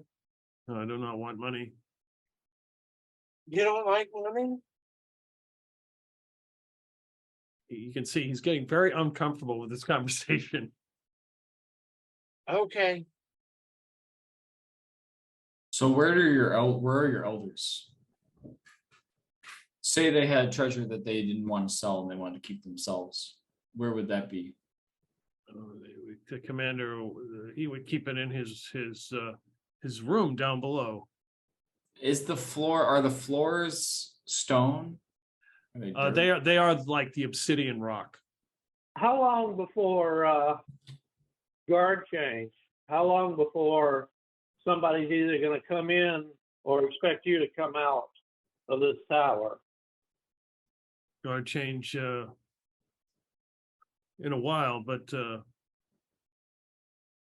they will come and try to. I don't know how you got in. They may suspect something. We heard. I was told there was a commotion. There was a fire. That was a nice bit of luck on our part. Are you going to give me an honorable death, or? I think that's the least we could do. Do you really want to die today? I cannot return to the cult. I have surrendered in the face of my enemy. I am a disgrace. You know, I had a friend who was disgraced from here before, and he gave his life so that I could live. You want to come along with us, and you can keep living, and go on some adventures. He really recruiting a hobgoblin. Okay. Give me a 2d6 roll. Okay. I don't know if I need higher though for this. 2 3s, 6. This is true. I don't trust that story. No. I do not wish to be part of this. If you wish to make me a prisoner, then fine. No, we got no time for that, and I'll stab him.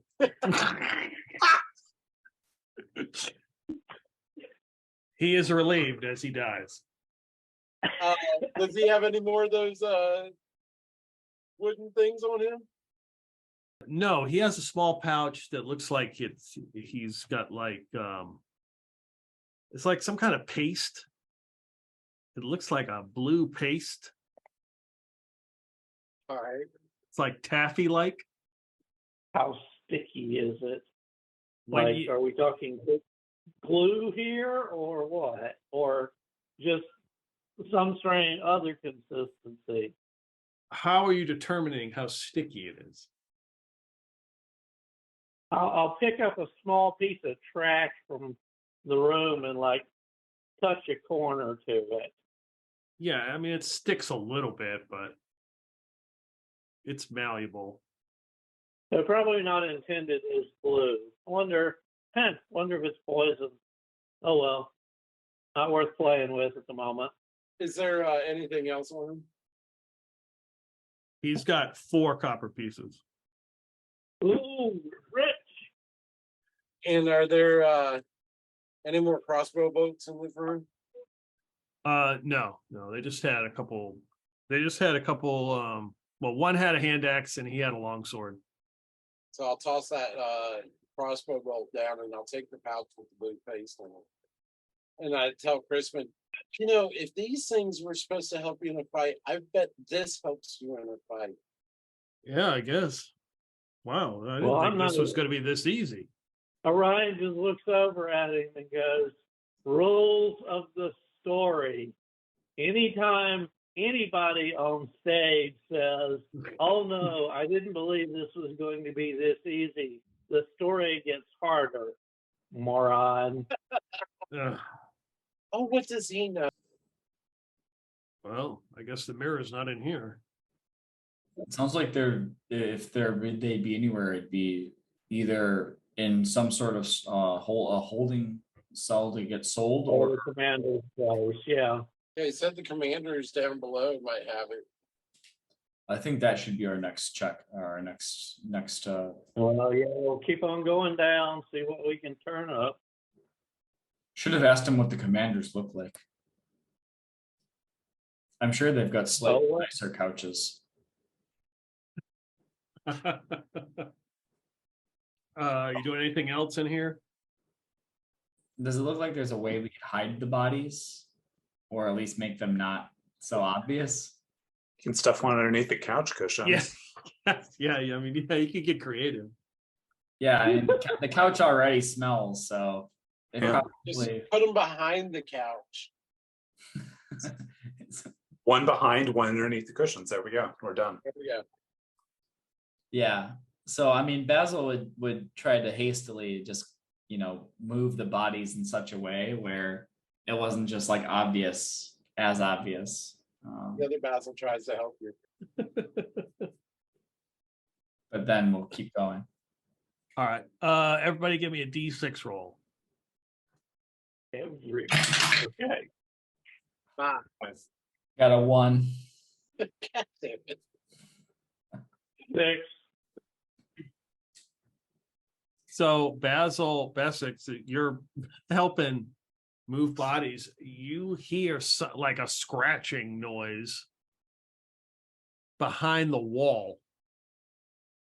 Like the opposite. So you came in the door, like the opposite wall and the opposite. It's like a scratching noise. And you faintly hear somebody say, "Everything okay? Okay, everything?" Does this voice sound familiar? No. Basil doesn't say anything. You make a gesture to the rest of us. Yeah, he would. He'd be like, So as far as we know, he's pointing at the wall strangely. Yes. and he would like, he'd do, like mime that people are talking. I need a roll to see if we figure out what the hell he's doing. Okay. Clintock is just going to put on his monocle and like look around the room at that weirdness of Basil. Oh, the magic monocle? Yeah. Basil would be frustrated because this is not what he meant for magic monocle. He would just start more aggressively, like both of them.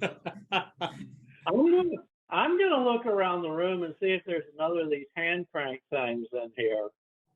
No. You don't see anything magical either. Nothing lights up. Well, I should take that back. Except for that blue paste and the wood chip things. Oh. They would light up. The blue paste and the wood chip things light up. Yep. Yeah, Clintock would have to tell us that, but He definitely does.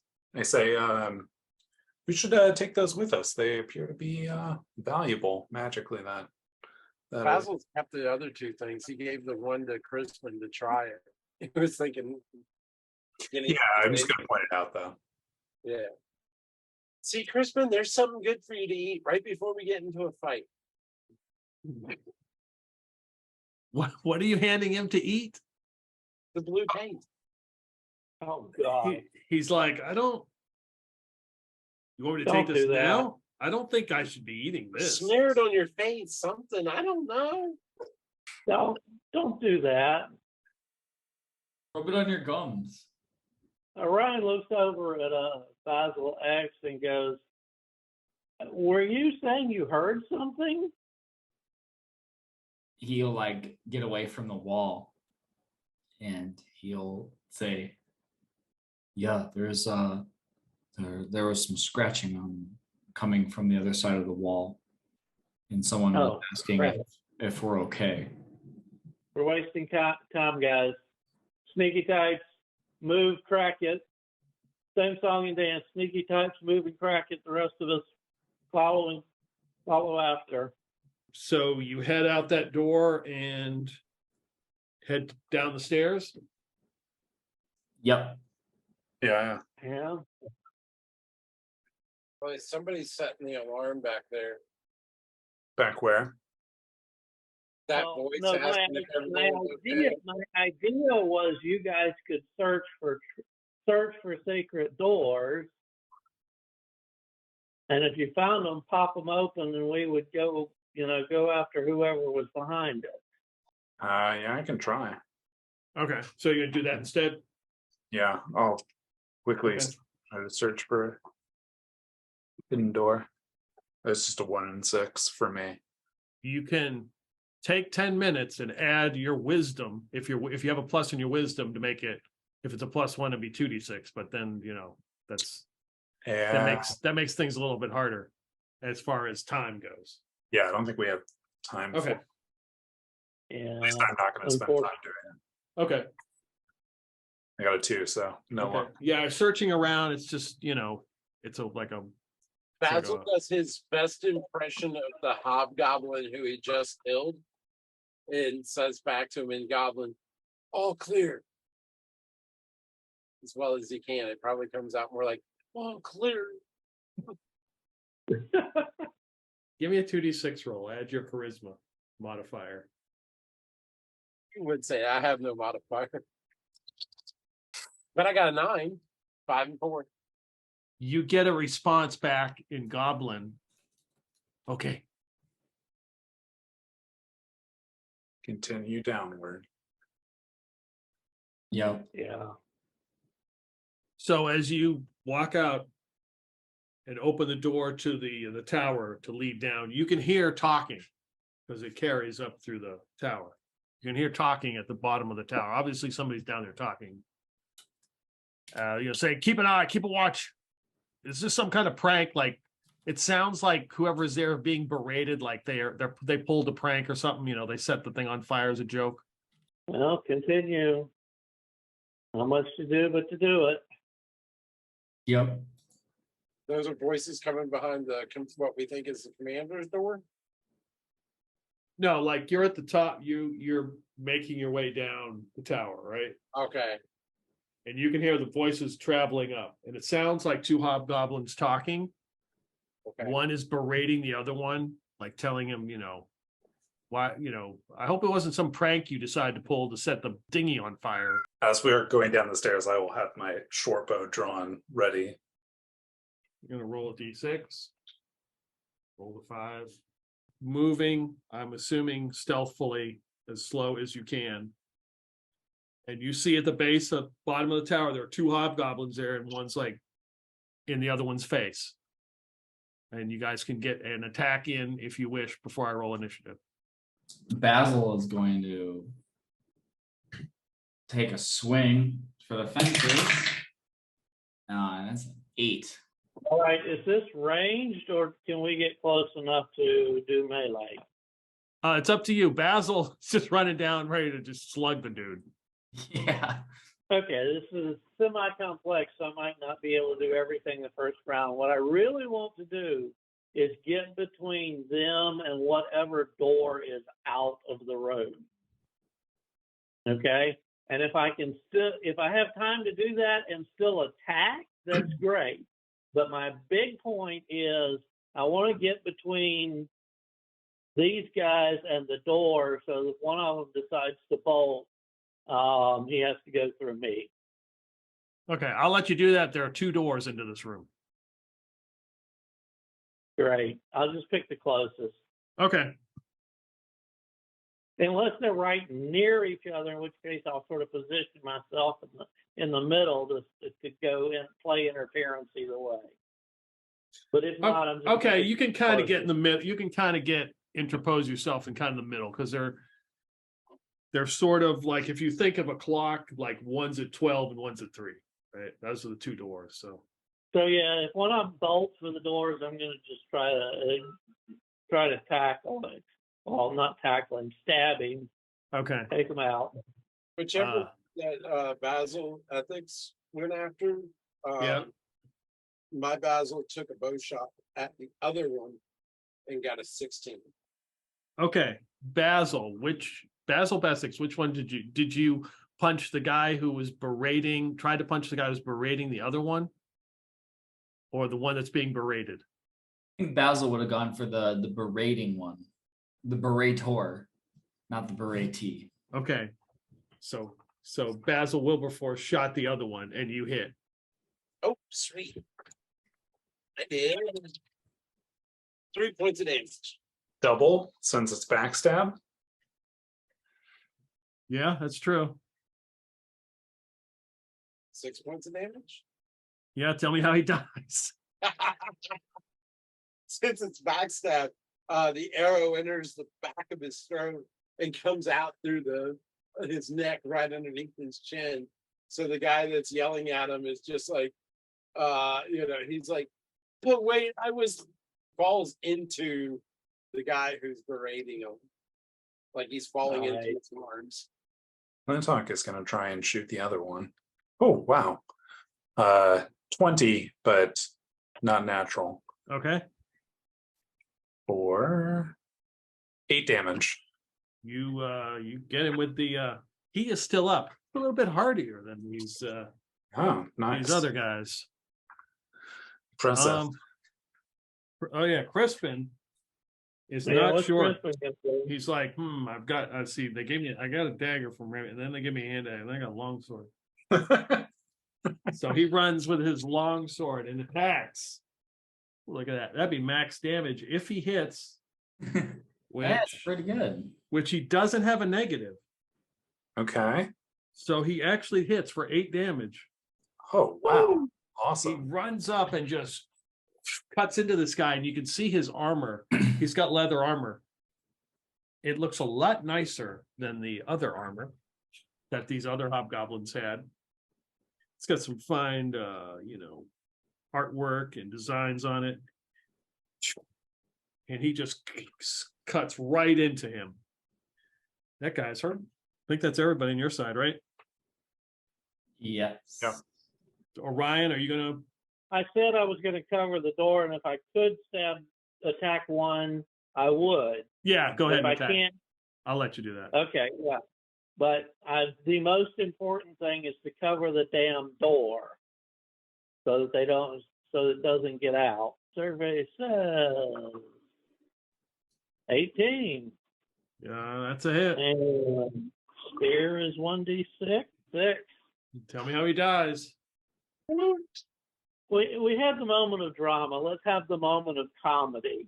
Crispin comes up and slashes him, and as part of the poor guy's reaction, he basically staggers backwards where I've got my spear ready for him, and he just runs himself onto the spear. Nice. All right. He is dead. He had a long sword. He had some nice leather armor that's got some gashes in it now. I'm interested in the leather armor unless Flintock is. No. I'm really interested in that leather armor. You've killed these two guys. You're at the base of the tower now. And I'm checking their pouches to see if they've got any pouches with anything with like blue paste or chips. Give me a D6 roll. 6. They don't seem to have any of that stuff on them. Okay. How often does that monocle work? Whatever I put it on, which is what I'm going to do now. So the leather armor lights up. On second thought, Basil, I think mine looks better. Also, it has this wonderful engraving on it. This fine leather work here. As you will remember, it is Monogram. monogram. There we go. With I think I'll keep my armor rather than a monogram. But I mean, I did get this nifty dagger a lot more recently than you did. all right, that seems like an even trade. Oh no, he's saying he'll let you take the armor because Okay. he got a magic dagger recently. So He still says that seems like an even trade, and like quickly hustles off his own and like tosses it at him. and Basil just steps back and lets it fall to the ground. Goes, I'm not putting on Wagonbow armor. All right. So as these guys two are doing the leather armor exchange program, There are 2 doors in the room. And there's a big 3-foot sliding metal window that's open out onto the ocean, onto the beach. Onto the beach. It's not facing the rest of the compound. Correct. Like this guard was looking out onto the beach. Do we think that was the commander we just killed? We should be so lucky. No. I mean, he was tougher than the other ones, right? And he was And berated. had magic. He was either a sergeant Probably. or a commander. So based on the layout of the window and the doors, does one of them go outside and the other one somewhere else? One leads sort of, into the complex. The other kind of leads like towards the portcullis, like probably like a hallway that goes towards it. Okay. It's probably the commanders. All right. Unless I hear something, then I'll wait. I'll wait for the honor among thieves there to finish. Well, guys, it's out or out. It looks like. I mean, looks like portcullis here. This one might lead to the portcullis. I'll try to just crack the door and look in carefully, not not throw it open and Which door? frame my. The one that I think leads to the portcullis. Okay. You kind of crack it open. You see that it's kind of dark in this room because there's some natural light, of course, coming in the tower, but looks like some steps going down. You can hear like water dripping. It steps down. I wonder what the other. Does the other one lead outside? The same thing. Sort of crack the door lightly and see if it leads outside. No, it doesn't. The other door leads into the interior of the complex. Dungeon or rest of complex, guys? Down or over? I say down. Yeah. Okay. What's the compass say? Oh yeah. If I whip out the compass, do I get anything? It spins around a couple times. You don't pick up anything. Down. Damn All right. That Give means it a we're sec. above it. That means we're above it. We've got to go down. I Oh. think. Turn it on its side. Give it a second, guys. Got iron spikes. I'll just spike the other door. Okay, so the one that leads to the interior, you're going to spike. Yeah, I'm gonna spike the other door. Okay. To buy pythons the next time we're so where I can buy them. It's a good call. I almost always buy them. Like Karn though had so little money by the time he bought a sword and a suit of armor, he had enough left for rations, and that was it. Yeah, but he made up for it in the end. He Yeah. went hog wild with all that silver in the potion store. Oh yeah, yeah. And then but then Basil, I think he was even worse off. But I think I just like ditched the idea of the pythons for rations or something like that. Because I know when I played the game, he had like 2 coppers left over after buying minimal supplies. Crazy. So you open this door and enter this hallway, going down these steps. It's very wet and kind of slimy down here. Uh-oh. Once you close the door, it's very dark. So probably you would need some sort of light source. Basil will light a torch and then hand it to Crispin. He's like, oh, okay. I mean, you're right there behind Basil, leading the way. Yeah. You're I the got it. torch bearer. Your other hand's holding your sword, right? Yep. I need 2 hands to shoot my bow. Okay. So lighting a torch and you walk through little puddles of water and come up to a door, a wooden iron banded door. It looks kind of warped a little bit from the water, And I probably get from the my arrow moisture. back, by the way. Sorry. Okay, that's fine. Yeah. You come up to a door. I guess Basil will stop and see if he can hear anything on the other side. Give me a D6 roll. A 2. You don't hear anything. All right, we'll just try to open it then. You reach up and you realize it's locked. He just like throws his hands up. And then he'll be like, Basil Clintock. Did it the last time.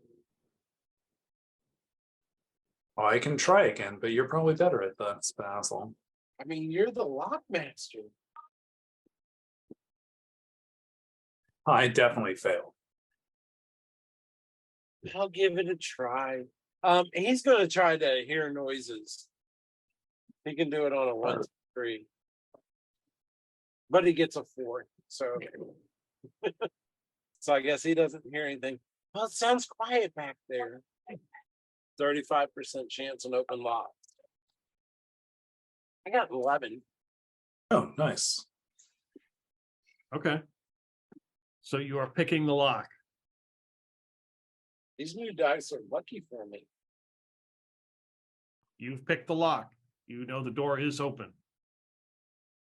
I look at Bessex and say, "It's unlocked now," and scramble back to the back of the line. Get my bow and arrow ready. Aim directly at Crispin's ear. Yeah. Rather than burst open through the door, he's just gonna open it gently and take a look first. You can see only a couple feet in front of you, and then it's pitch black. You hear what you think sounds like a fire going, like a crackling fire, but you can't see it. Okay. I guess Basil would just he would be sneaking and trying to step very lightly until he could get a better view. You take like a couple steps and you're in like pitch black. You can't even see in front of you. Can't even see your hand, but you can hear the fire going, and you hear like 2 or 3 people talking. Basil will like turn around and commotion. Whoever's behind Basil, if Basil walks in like pitch darkness, they don't see Basil anymore. He vanishes. Weird. And like the torch that Crispin is holding, does the light from it just like stop once it gets? Yes, it died. It's just like whoop. If I pull out my monocle, do I see anything? No. And Bessex just disappeared for us. Yeah. Well, walked into a wall of darkness. Not quite disappear. So let's make a roll here. Yeah, so much for being so much. I'll tell you, these Whoa. guys are not. They're not with it. They do. Yeah, you just hear like chattering and talking. Basil, and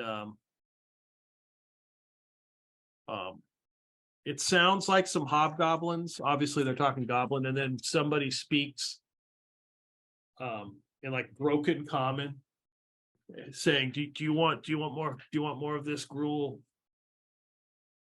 And they just kind of, you hear them just kind of bark something in goblin at him. Basil's gonna turn around. Like if he can't see, Right. he's just gonna go back the direction that he knows. Yep. Okay. I guess taking like a kind of extra care, given the fact that he can't see anything, to that he'd be like going in the exact back direction, Yeah, I'm assuming you didn't go very far, Yeah. So you're able to step back and realize, like, when you put your hand out, it's like it vanishes, and then you walk back. Everybody kind of retreats back into the hallway. So you're gonna tell us what the heck was that? I think it was just a wall of darkness. I couldn't see anything. Did you hear anything? Yeah, it sounds like there's a crackling fire somewhere on the other side, and I heard a few voices. It's not clear whether how far the darkness extends, though. I think I know what it is, but I don't know if Basil would know what it is. Hey, Basil, how about an idea? Why don't you we could call out for some help and In hobgoblin or Papa. whatnot, and then at least we can get the jump on them as they pop through the door. Oh, there's a thought. Y'all ready for this? Sure. Unless somebody has a better idea. I'm not seeing any great options here. Yeah, that sounds good to me. And he raises his fists in fisticuff preparation. Can I do something along the lines of make an int check and decide whether Basil actually has a clue what I think is going on? Yeah, I mean, that's fine. Yeah. Intelligence or wisdom or something. I mean, like, if you can Yeah. explain it, that's fine, you know? He passes int check. Says, I bet if you pull forward through that, all of a sudden you'll be able to see things. Yeah, but is there something on the ground? Is there something on the ground afterwards? Just before you can see things. Hold on, let me see something. Yeah, fairy fire doesn't counter darkness, so no such luck there. Okay, so our options are run in and hope we get through it, or try to fool them with Basil's voice. If they don't come running pretty quick, we're gonna have to run in there and hope for the best. That's true. So either way, we're gonna end up running in there, so we might as well try treachery first, right? Might as well try. You're suggesting doing the voice first? Yeah, do the voice first, because either way, if the voice fails, we're going to have to run in there or give up. All right. Or we just go ahead and we run in there so we can try the treachery, and if that fails, I'd rather try the voice first. yeah, I mean, because it Yeah. doesn't hurt to try that first, right? Hopefully it doesn't hurt to try that first. They got a bell pull they can pull and ring and warn people above us, and we're kind of screwed. Basil says he does his best to deepen his voice and goes Well, alert, intruders, alert. Oh God, they're gonna alert the rest. Give me a 2d6 roll. Add your charisma, which is 0. Which is 0. At least it's not negative. Oh, I got a 9 again. You hear somebody drop something on the ground, and they say, "Did you hear that? Intruders, lock it down." Shit.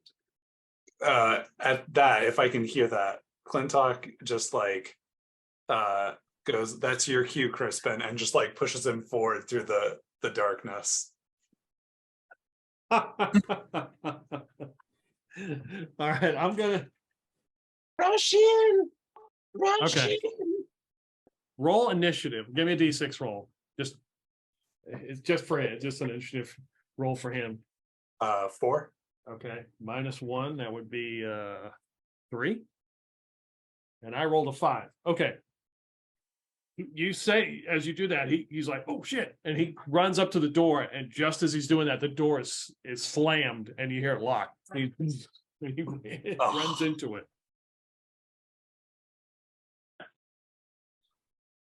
Pick this lock before. Can I try to pick it again? They think it's locked, but it's not. It's probably not locked. I will make you roll. You could unlock it. You know how to unlock the door. And he's like, "Damn it, the door's locked." All I rush up and Okay. And you unlock it. I unlock it and uncharacteristically fling it open. Okay. Crispin, following orders, runs in. There we go. I'll follow. He's like, I can't see anything. But you got a torch. We will roll initiative. I got a 3. I can roll to get us started. So I have +2. Okay. 4 again. All right, you guys are up first. Crispin has run in. He is like, there's only a couple feet, and then it's pitch black, and he just vanishes. You can kind of hear you can hear the sounds of a crackling fire and commotion, like there's at least 2 or 3 people in here. Nothing to do but to do it. Run in, make sure my spear is forward, and hopefully see light before I run into something. Okay, so you're just charging in with your spear. Yep. Okay. So closer to a jog. I mean, sprinting in darkness doesn't seem like a brilliant idea, but definitely moving at speed with my spear. Okay, give me a D6 roll. 5. You run in, jog in with your spear, and you next thing you know, you're in light. You're like, what the hell? And you look and you see the portcullis is like right behind you, like to your right, and ahead of you are like 2 boats, dinghy boats that are sitting here. And then as you're scanning the room, you see that there's one door, and then there's a set of double doors, and then there's the darkness. You basically just run right through it. Right. Enemies? You don't see anybody. Okay. So how thick was the darkness? How many feet? Basically, your full movement. A bit, 40 feet ish, kind of, sort of, All right. I'll yell back. About 40 feet of darkness, then it's clear. No obvious enemies. Basil will run through. All right, give me a D6 roll. 6. You do the same thing. You run right through. You hear the crackling, and then next to you see the same thing that Orion sees. Where's Crispin? Damn. Clintock will do the same since he didn't hear any screams. Okay. Is D6. it outside? You said there were a couple of dinghies there, but is this outside?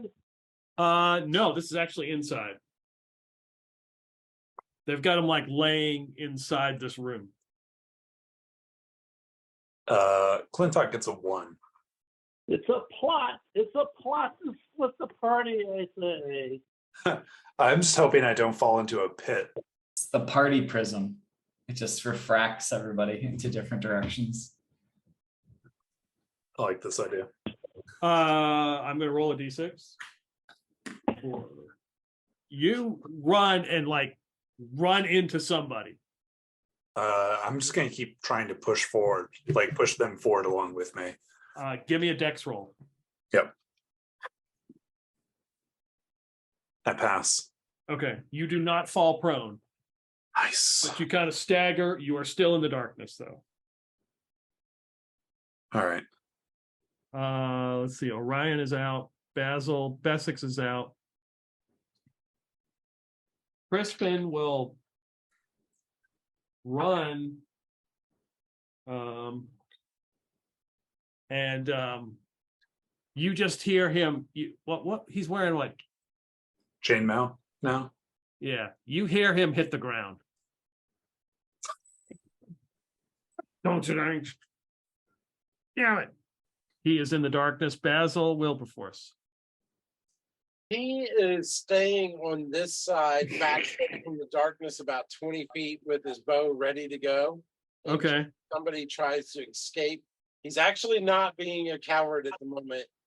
But he's hearing some crazy things going on, and he's wondering if these bad guys try to escape this way, maybe he can slow them down. So kind of out of character brave for him. Are you buying this? Okay, so you're like in the doorway. Well, actually, he's stepping back away from the doorway a little bit, but yeah, he's like ready to shoot something. Ready to shoot, yeah. Okay. All right. Like if something appears out of the darkness, he's just gonna, shoot first, ask questions later. Right. Okay. As long as it's not one of his friends. Oh, even. Okay. He don't recognize you, you're getting shot. So that was Clintock that rolled that, right? Yeah. Okay, cool. All right. So it is my go. Crispin is about to get attacked. Well, hopefully that chainmail helps. That's all I'm saying. Okay, so he's going to take 2. That's right. 2 longsword attacks. Oof.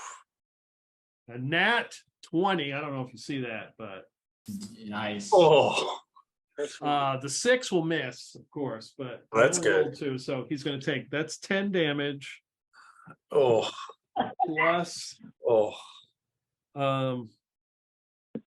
plus a D100 roll. Poor 72. That's We hardly knew you. Better Crispin than Basil. the next 2 are going to go after Clintock. Okay. The next. Oh shit! Let's Oh. see. The 5 will miss. The 18 hits, I Yeah. believe. Yeah, it You does. take 6 damage as you're hit. Somebody stabbed you. Ow. They can see in this darkness. That hurts. And let's see. I'm gonna just pick 1 to 3 Clintock, 4 to 6 Crispin. 4 to 7, of course, it's Crispin. Here's an attack roll. 7. That would be a miss. Okay. Nice. So you hear there's definitely some action going on. You hear them yelling in Goblin, under attack, we're under attack. Yay. And we will roll the next round for initiative. Anyone else have a +2? Don't think so. +1. I'll take the +1. Okay. It's a 5. All right, you got a 5. That was Basil. Bessex. And I roll a 1. Wah, wah. You guys are up first. Well, I will yell out, Clintock, Crispin, this way, follow the sound of my voice. And similar to Basil Wilberforce, I'm going to set myself to attack anybody coming out of the darkness who isn't a friend. Basil yells into the darkness, "The blue paste, you dummy, the blue paste." Maybe it's Who has- good. Maybe it's bad. Crispin's about to find out. Basil's gonna go charge through the darkness because he's not the type to sit back. So he's gonna try to charge back and see if he can make it to where everybody else did, or where Clintock and Crispin did. So you're just running in, like maybe I'll run into somebody, or Yeah, okay, give me a D6 roll. I love it. 6. You run, you can hear, like you sense that there are people around you, and you end up at the door where Basil Wilberforce is. You almost shoots him with He's like, jeez. Whoa. How did people get lost? I was able to do this twice. We're smarter than them. Well, it's since that's like a whole turn of movement, that'll I guess that'll be my turn. I mean, the odds were that something would happen. It did. Well, something did, but I'm gonna try and get the hell out of the darkness. okay. Wherever it is, I can see in the dark. So I will roll a d6. There, one or two. Don't roll a 1 or a 2. Don't. Well, good thing I rolled a 5. Okay, you scramble and manage to get outside the darkness. Crispin will do the same thing. Is he following my voice? I mean, I did say follow my voice. Yeah, I mean, trying to, but he was hit and struck, and Crispin manages to get out. You can see that he is bleeding. He's like, oh man. To my knowledge, does he have the damn paste? The blue paste? Yeah, because Basil Wilberforce tried to hand it to him last time. Oh, Yeah, he would have taken. I gave it to him. Yeah, he would have taken it. I will say, put the paste on your eyelids. Are you sure? Don't know of any better ideas. Okay, fine. And he reaches in, grabs his paste, and just goes, and he screams bloody murder, like he is being burned by acid. He's like, ah! Better him than me. That's why I was, player to other players, exactly why I was convincing him to do it. All right, he took 1 damage this round. Oh, this round, great. Okay, so luckily it is, well, no. God. Oh, wait a second. Shit. Yeah, he is burning. He is in lots of pain.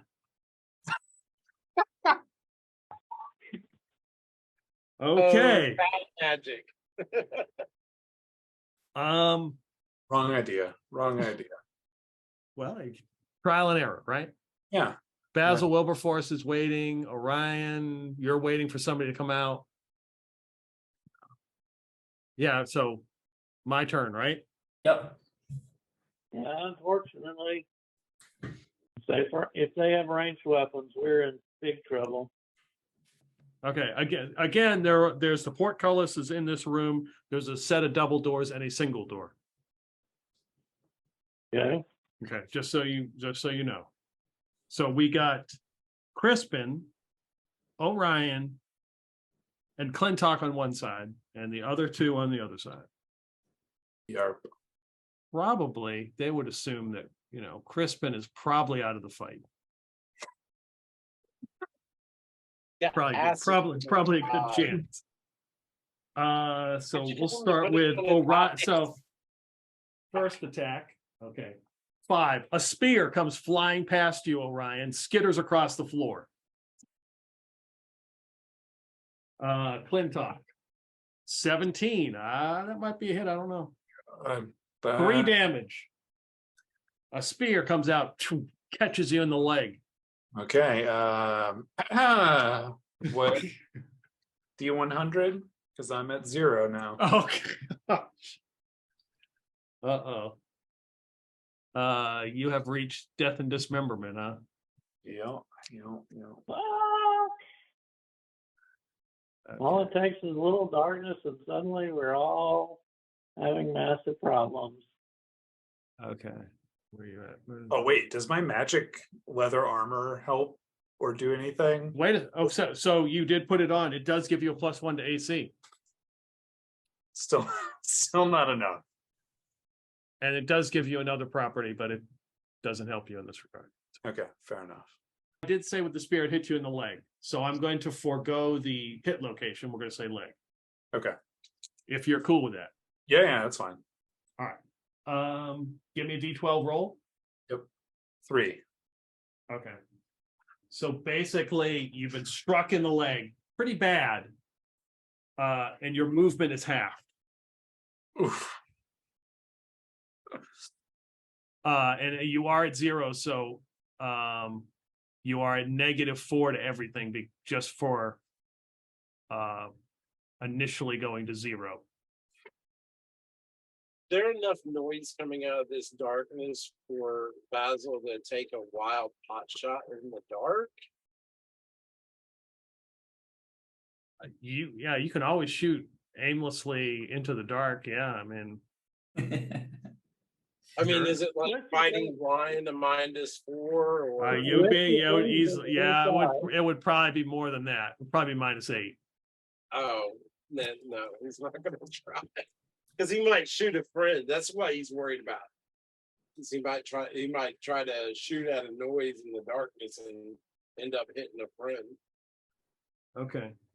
So we've got Basil Bessex on the other side. A spear. It's coming your direction. That's max damage. I rolled 17. Fuck. That is a hit. All right. And then Was Basil, that 6 damage? yep. Basil Wilberforce. Which I know you've got a little bit of cover. I know you're in the room. Yeah. So 16 will make that a 14 to hit. A 14. Shit, I haven't had to look up. That hits. Okay, you take 4 damage. A spear goes whizzing by Basil Bessex as he is struck as he moves to the side. Don't. Oh God. Wait, didn't I leveled up? Oh no. Well, no, I didn't record I got 2 hit points. Right? So I never added my hit points. Yeah. Oh, yeah, I did. Max is 11. Never mind. Okay. Never mind. So I've got 7. Okay. It started out so good. All right. Other than that, yeah, that's. And then, yeah, that's well. See, the good part about it, hopefully, they don't have any more spears to throw. We know of. Need any more spears to throw? So it's initiative time.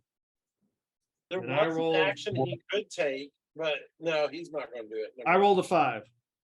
Want to take it or shall I? I got a +1. Go ahead.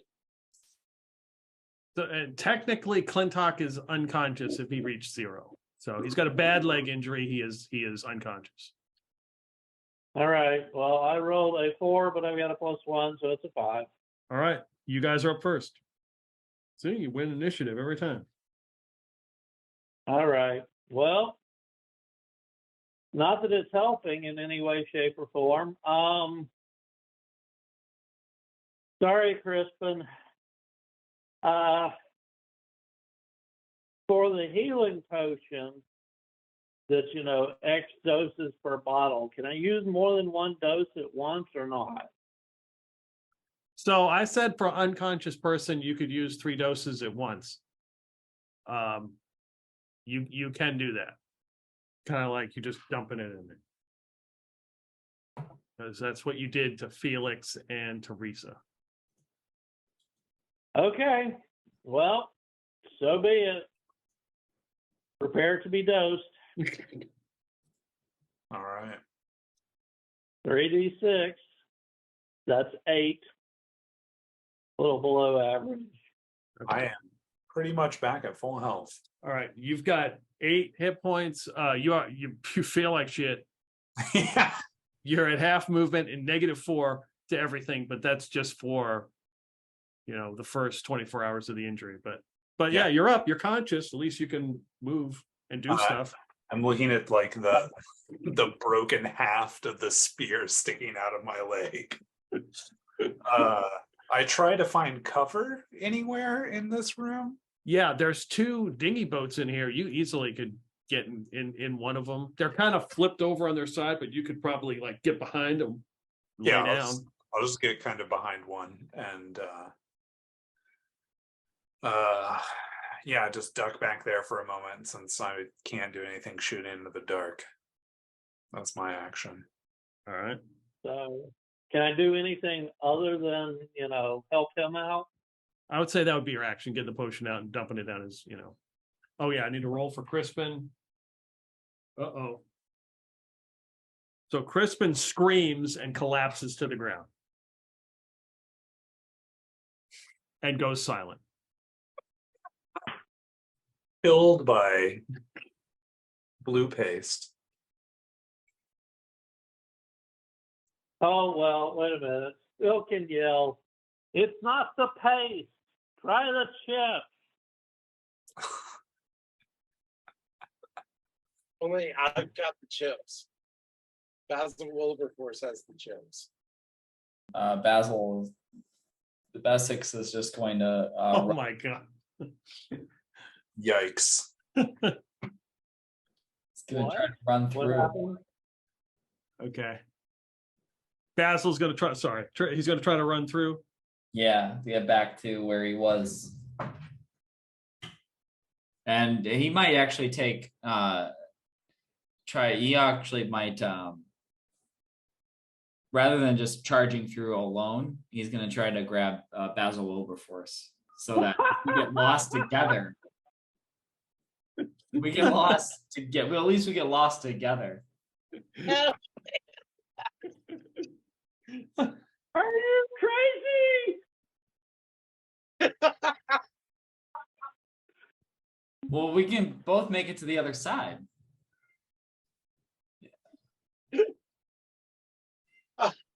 Basil Wilberforce, on the other hand, is considering running for his life.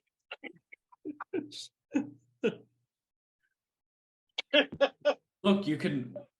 I went through twice. I don't know what Clintock and Crispin did, but I've been through twice. We can make it through. It sounds like they're dying over there.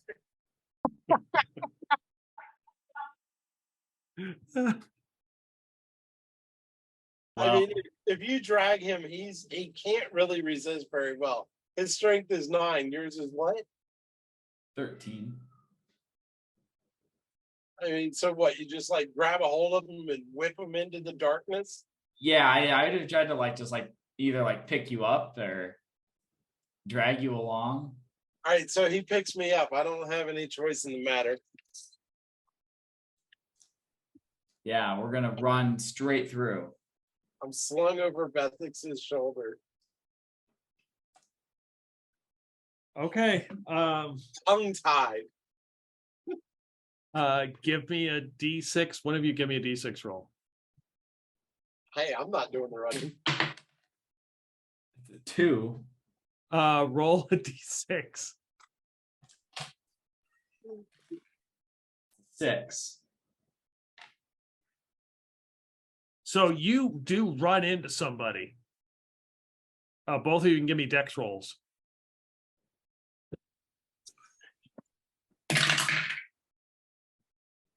I made it. Okay, you do not fall down. I failed. Yeah, you hit the ground. You run into somebody, you can hear something drop. Something metal hit the ground. And you hear a guy's voice, hey, what the hell you doing? What? I go sliding off his shoulders and I'm standing there because I didn't fall down and made my dex check. What can I do now? Is there anything I can do? You're in pitch darkness. I mean, But you did run into the guy, yeah? yeah, you did. Shit.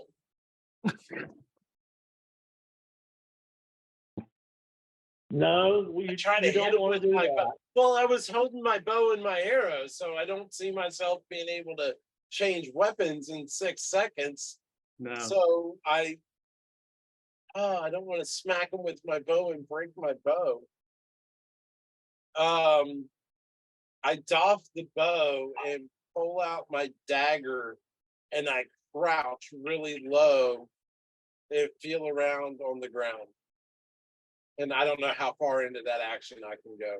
Yeah, I mean, you got your dagger out. You okay. All right. Is that everybody? I believe so. Okay, so Clintock is hiding. Orion has assisted him. Crispin's on the ground, unconscious. Basil and Basil are in the darkness. Basil You Square. do me, man. This is a complete clusterfuck. So we're gonna have 2 longsword attacks against Basil Bessex. I rolled a 12 and a 14. Both of those miss. So Nice. 2 attacks against Basil Wilberforce in the darkness. Well, you're a 3 and a 15. 15 hits. Ooh. And see, I was kind and I forgot to roll a D8 for the longsword, but I rolled a D6, 5 damage. Ugh. You get whacked. Yeah, these guys are yelling, intruders. And and you hear somebody yell at you, Basil Wilberforce, like, what are you trying to do? In common. And you hear him pick up something and he will try to hit you with it. And he misses and hits the ground, something metal. Bang! Initiative, yeah. That's what it is. Oh boy, this is not good. I rolled a 6. Oh, son of a bitch. I got a +1. All right. I rolled a 1. Not looking good. All right, so Basil. I'm not even supposed to be in here today. Basil Bessex. Wow. A Oh. 7 and a 3. Yep. They just can't seem to hit you. Other Basil. Hopefully you get just as lucky. I'm not going to. 17 probably hits. 17 hits. 4 damage. I am down under 200. Oh, Oh, all rough. right. Give me a D6 roll. 3. You're how many under 20? I mean, under 0? 2. -2. Gotcha. Roll D12. 8.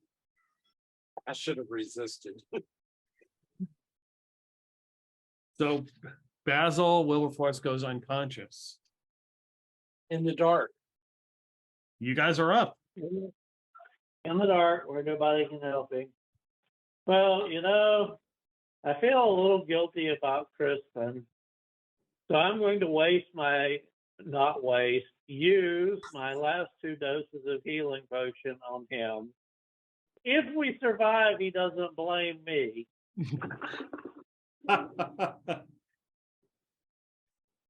And he gets 9 hit points. All right. He comes to that blue stuff just kind of washes like off of his face and it stains his eyes and he's just looking around and you can tell he can't see shit. He is absolutely blind. Oh, But he's up and mobile. Okay, so it was poison Wasted.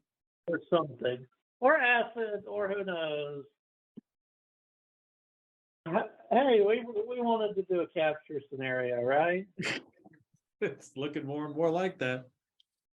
I will continue to say, because I don't know who's down, but I did hear clump, clump, clump. I can guess the only person crazy enough to go to the darkness. And what is Basil, head towards my voice.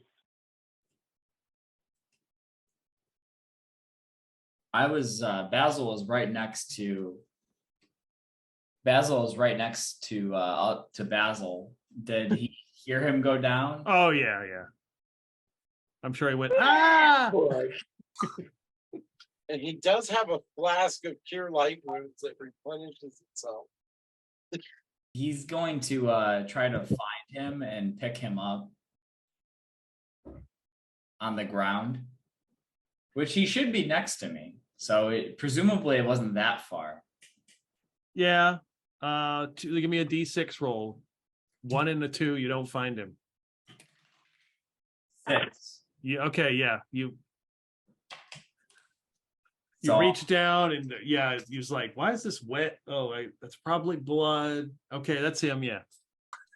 So he's gonna pick him up, Okay. throw him over his shoulder, and just charge through darkness again. Roll a d6. Don't roll a 1 or a 2. Going It's a 1. You run. Okay, I'm just gonna make a roll here. Do you have a hustle point? I hate to ask. I used it. You used it. Crap. So you run. You think you're headed out. And you kind of like you come and you kind of hit a wall, but you're still in darkness, and you got Basil with you. It's all right, buddy. We'll find our way out. He doesn't say anything. He's out. I think Clintock. Can I see anything? If you peek up, you can see that Crispin is just kind of looking around, like he reaches down, he pulls his weapon out, and he's like, and Orion is probably got a look of like, shit. Okay. I'll use this opportunity now that I'm on the other side to like look around the room with the monocle and see if I can see anything. Yeah, you don't. There's nothing magical in your purview. I'm just gonna hang out behind the boat for a moment because like I can't do anything into the darkness. Yeah. You didn't think a little darkness would take down the whole party, did you, DM? Never mind. No, we just got stuck in it. If Basil W gets out of here and Bessex gets out of here, he's going to have some words for Bessex.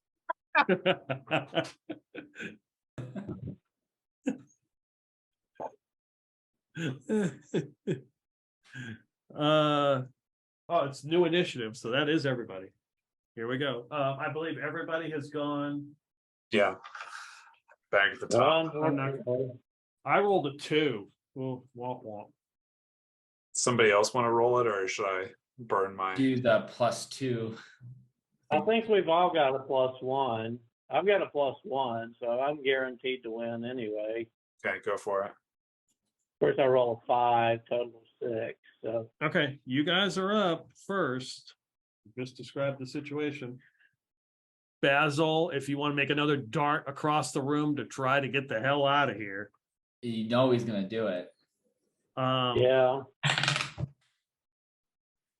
And I'm still saying, follow the voice, follow the voice.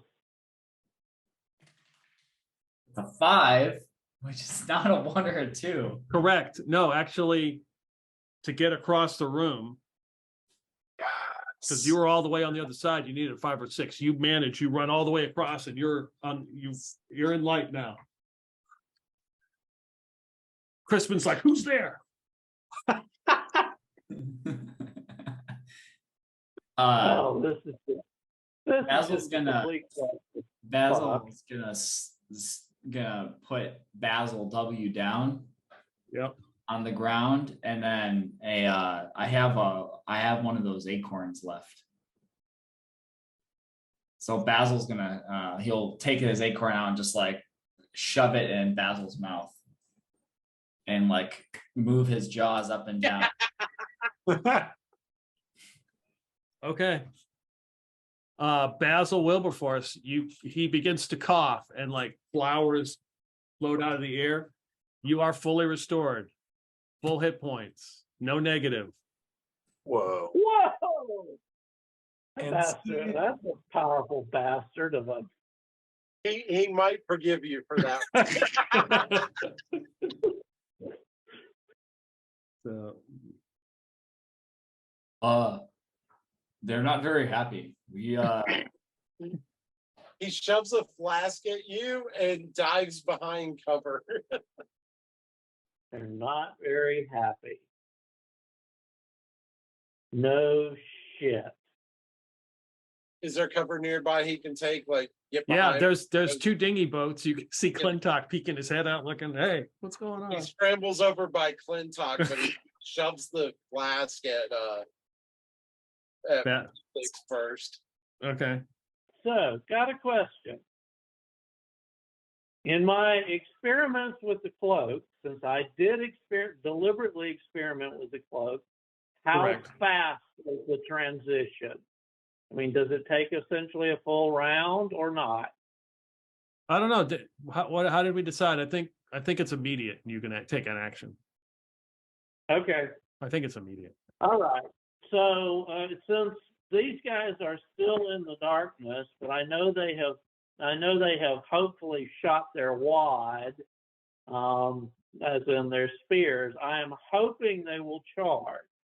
So what I'm going to do is sort of wait, and if I see an enemy charge out, I'm going to change into the bird and attack.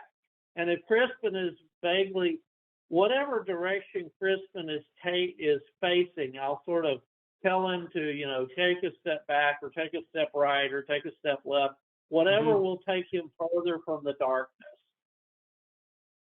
Okay, yeah, he moves back. You shuttle him back. So they see me holding the line, Yeah. Crispin, the blind guy, sort of stumbling back, and Basil X is up, but the other two are hiding behind the dinghies. One of the hobgoblins steps out of the darkness with his longsword. It's bird time. Okay, Bird. go ahead and attack. Bird. 2 claws. At +2. I got with +2, I got a 7 and a 19. So I present the 19. there. 19 hits. Yep. And I'm going to go ahead and do the peck and see and just roll all the damage together if it works. 17 total. That's a hit. So I got a D4 and a D10. Survey says 11. Tell me how he dies. Nice. Charges out and he's going for the damn human, presumably me. And then suddenly he's looking at an 8-foot tall bird. He looks up. The claw pins his foot to the floor, and the beak goes right into his face. You hear the other 3 hobgoblins yell something. Basil Wilberforce would hear dinner, and they run and charge you. Yeah, I know. I'm gonna be cut up for chicken wings, but oh well. So here we go. The long swords are coming out, attacking the bird. 18 set 2 hits. So 10. You take 10 damage. The first 2 attacks. The third attack. Wow, it's a 4. So that guy misses. And you hear a voice in the darkness and comments like, "I'm gonna need a bigger pot." That was all their actions. It is initiative time. How many of them we see? 3? Yeah, 3 of them come running out. That means there's a 4th one still back behind, and maybe even a 5th one. There's definitely a 4th one back behind, and he clearly speaks common. Like, he doesn't sound like a hobgoblin. Who's rolling? I can roll. A 6. Basil, Bessex for the 6. So it doesn't really matter what I roll. 2. You guys are up first. Bird is the word. Pick one of the assholes who hit me. Same song, second verse. I don't like these guys. A 19 and a 16 to hit. Okay, those are the 2 claws. Roll the damage. Okay. D4's 3. Okay, he's still up. Beak him. 11. Okay, you miss. He was just gonna run up to help. It's 12. Do you have, let's see. Well, you got any pluses? That's with the pluses. Oh, okay, just misses. Damn it. Clintock is going to launch an arrow from the other side of the boat. Does a 14 hit? Is that total after your -4? Yes. Yeah, that is a hit. Nice. 4. Which one are you hitting? The one that just got pecked. Okay, he dies. You can tell me how he died. One hit point. Great.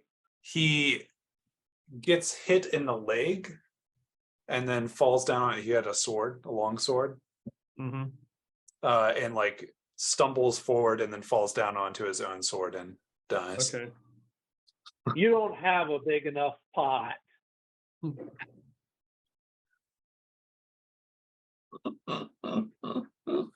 The bird can talk. You said I could talk in bird form.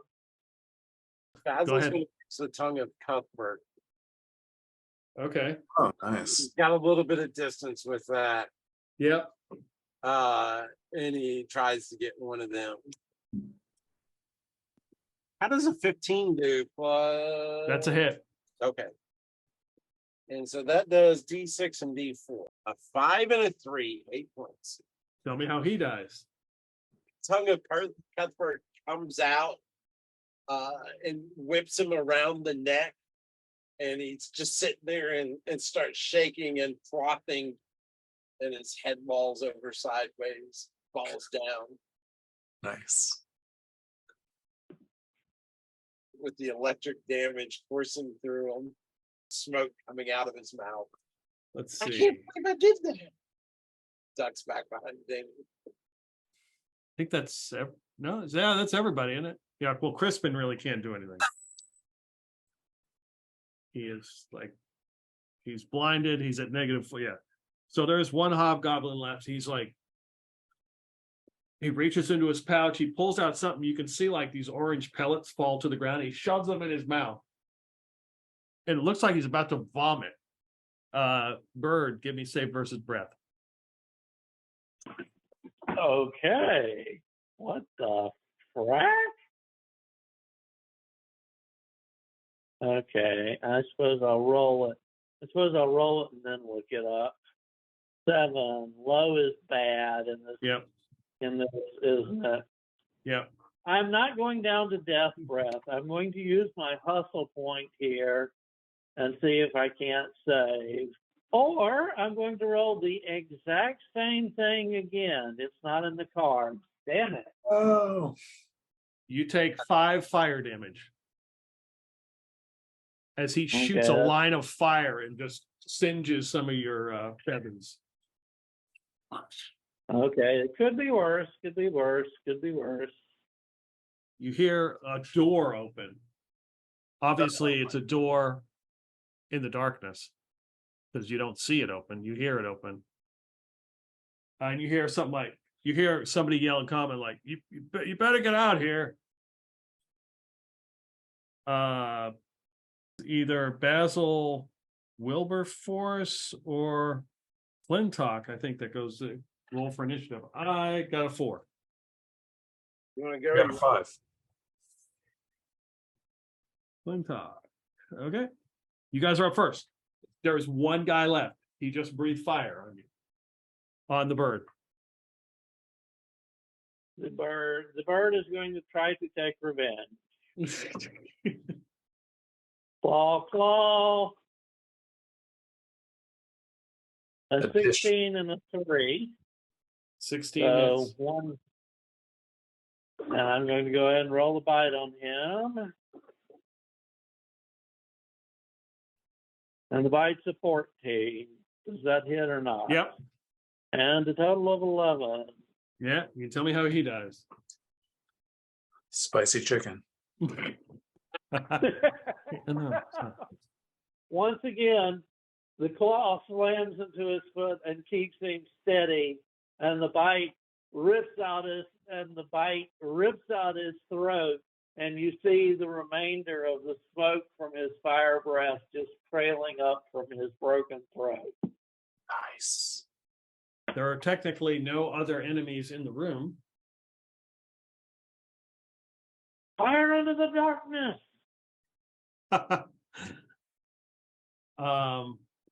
But there are a single door and a double door in here.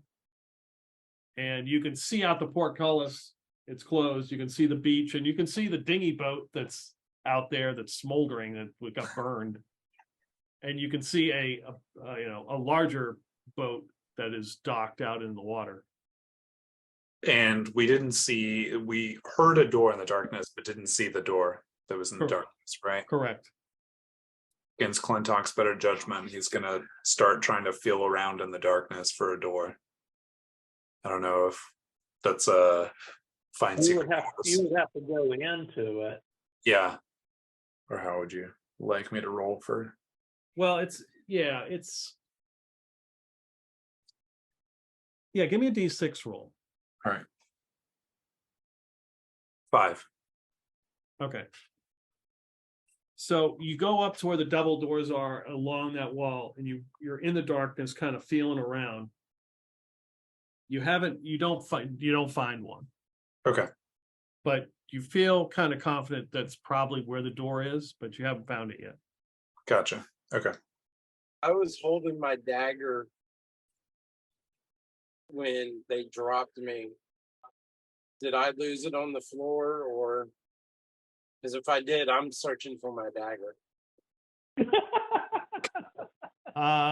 We don't know that this guy has left.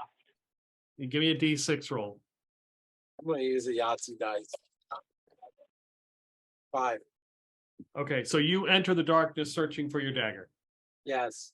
Okay. I'm crawling around on the floor and... Yeah, you have not found it yet. Crispin is like just waiting for instructions on what to do. Crawl around and look for my dagger. I guess it really doesn't matter to him. I mean, he could probably... That's what he'll do, you know. He can't see anyway. He just says, "Lead me where the dark. Point me in the right direction." I tell them which way before I run into the darkness or whatever. Okay, so he starts crawling around. He vanishes into the darkness, kind of crawling around, looking. Orion and bird form and Basil Bessex. Nice. Wait a minute, is this a new round? I thought I killed the last guy this round, or is this a new round? You're right. This is technically a new round. Okay. So Yeah, Orion would need to roll, right? No, Orion's already gone. It would be Basil Wilberforce. Hasn't gone yet. But he's crawling around looking for his dagger. Right. Initiative roll though. I rolled 2. Oh, for initiative. Yeah. I've got my 5 little initiative tracker there. 5 plus 1, 6. All right, you're up first. You're going to continue looking. Oh yeah. Roll a D6. Crispin is looking. Uno. 1. Okay. You and Crispin both find it at the same time. He's like, I found it. And your hand so you found your dagger. Okay. Got my dagger. And I tell him, okay, now let's find Clintock. Clintock, where are you? Still searching for the door. Do you want me to roll another D6? No, you don't need to roll a D6. Okay. You have found the door. I mean, it's only a matter of time. It's against the wall. You have an idea where it is, so you just didn't find it on the first try. The second, you realize this is the door right here. I shout, over here. And then Okay. I test to see if the door is locked or unlocked. It is unlocked. Okay. I'm not going to be the first through that door. You hear, open it up. When I can, I'm going to move in that direction, leading Crispin. Okay. you heard me say open it up. You gonna do it? I'm waiting to hear a door open. All right, I'll push open the door. Okay. And All step right. off to the side. I'm headed for the sound of the opening door. Bird coming through. All right. Give me a D6 roll. All righty. Beth, A 2. you've got that flask with healing in it. Moving into the darkness, you kind of like bump into Clintock, so you are right at the door. Okay. So you and Basil, you can hear the fire. Something is cooking behind you. There's like a fire. You can feel the heat from it. You're like right at the door with Clintock and Crispin. So 4 people in the darkness, leaving Basil Bessex all by himself. I just worked to try to get out of this darkness. Oh, Sort of guiding Crispin from behind. Yeah. Like, you know, I got my hand in through his belt and my other hand up on his front. And I'm like, guide me. Pushing in towards the door. Yes. Great. Me too. Me too. we were smart. Basil says to himself, we would have tied rope to somebody so we could have just followed. And just goes through it. Attempts to run, there attempts to walk in the direction. He's done running through the darkness. He's gonna walk in the direction. Okay. Give me a D6 roll. 4. Yeah, you're in the darkness. You can hear the fire. You can hear them. You're not next to them, but you have a sense of where they are. Okay. You're not next to them, but you're like, okay, they're in this direction. All right. You don't need to make any rolls because darkness doesn't impede any kind of noise, but you can hear some commotion coming from the room beyond the wall where you're standing right at the door. You can hear some people yelling. And we will roll initiative. Yeah. I think most people have gone twice. I've only gone once. No, Yeah. you've gone twice. Yeah, but if you want to start us Okay. out, Yeah, it's a reset it anyway. Okay. And I rolled a 6. Uh-oh. Oh, big Somebody better get lucky. We want Clintock to roll since he's got the +2. oh yeah, I guess I can do that. That makes sense. Yeah. That would be good. And I get a 6. So all All right, you 4 guys, plus 2 is 6. you guys are up first. The bird is leading the charge. If I can hear crackling fires and voices, I'm gonna head towards it. Okay. You And since I know all my friends are behind me, the first thing that pops into my sight is gonna get slashed. all right, so you walk in. So you Okay. Clintock has found the door. You're all kind of in the, you're feeling around. You move through the door, and all of a sudden, you step in about 15 feet. Then you're in light. Ahead of you is like a curtain or like a tapestry that's been hung by some metal rods, and it's like laying on the ground. It's got holes and shit in it. There's some kind of design. Maybe there was at some point, covered in mud and grime and mold. And there's a wall right next to you, and on the other side is an actual bed with like posts and everything, like furniture bed, and like a little Right. chest, and a human man standing there with an apron, holding a ladle, and he's like looking around at somebody like, hey, you gonna do something about this thing?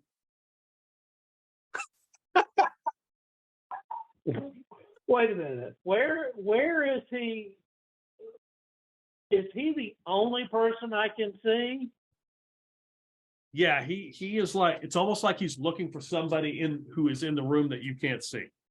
Oh man. Fuck me. It doesn't end.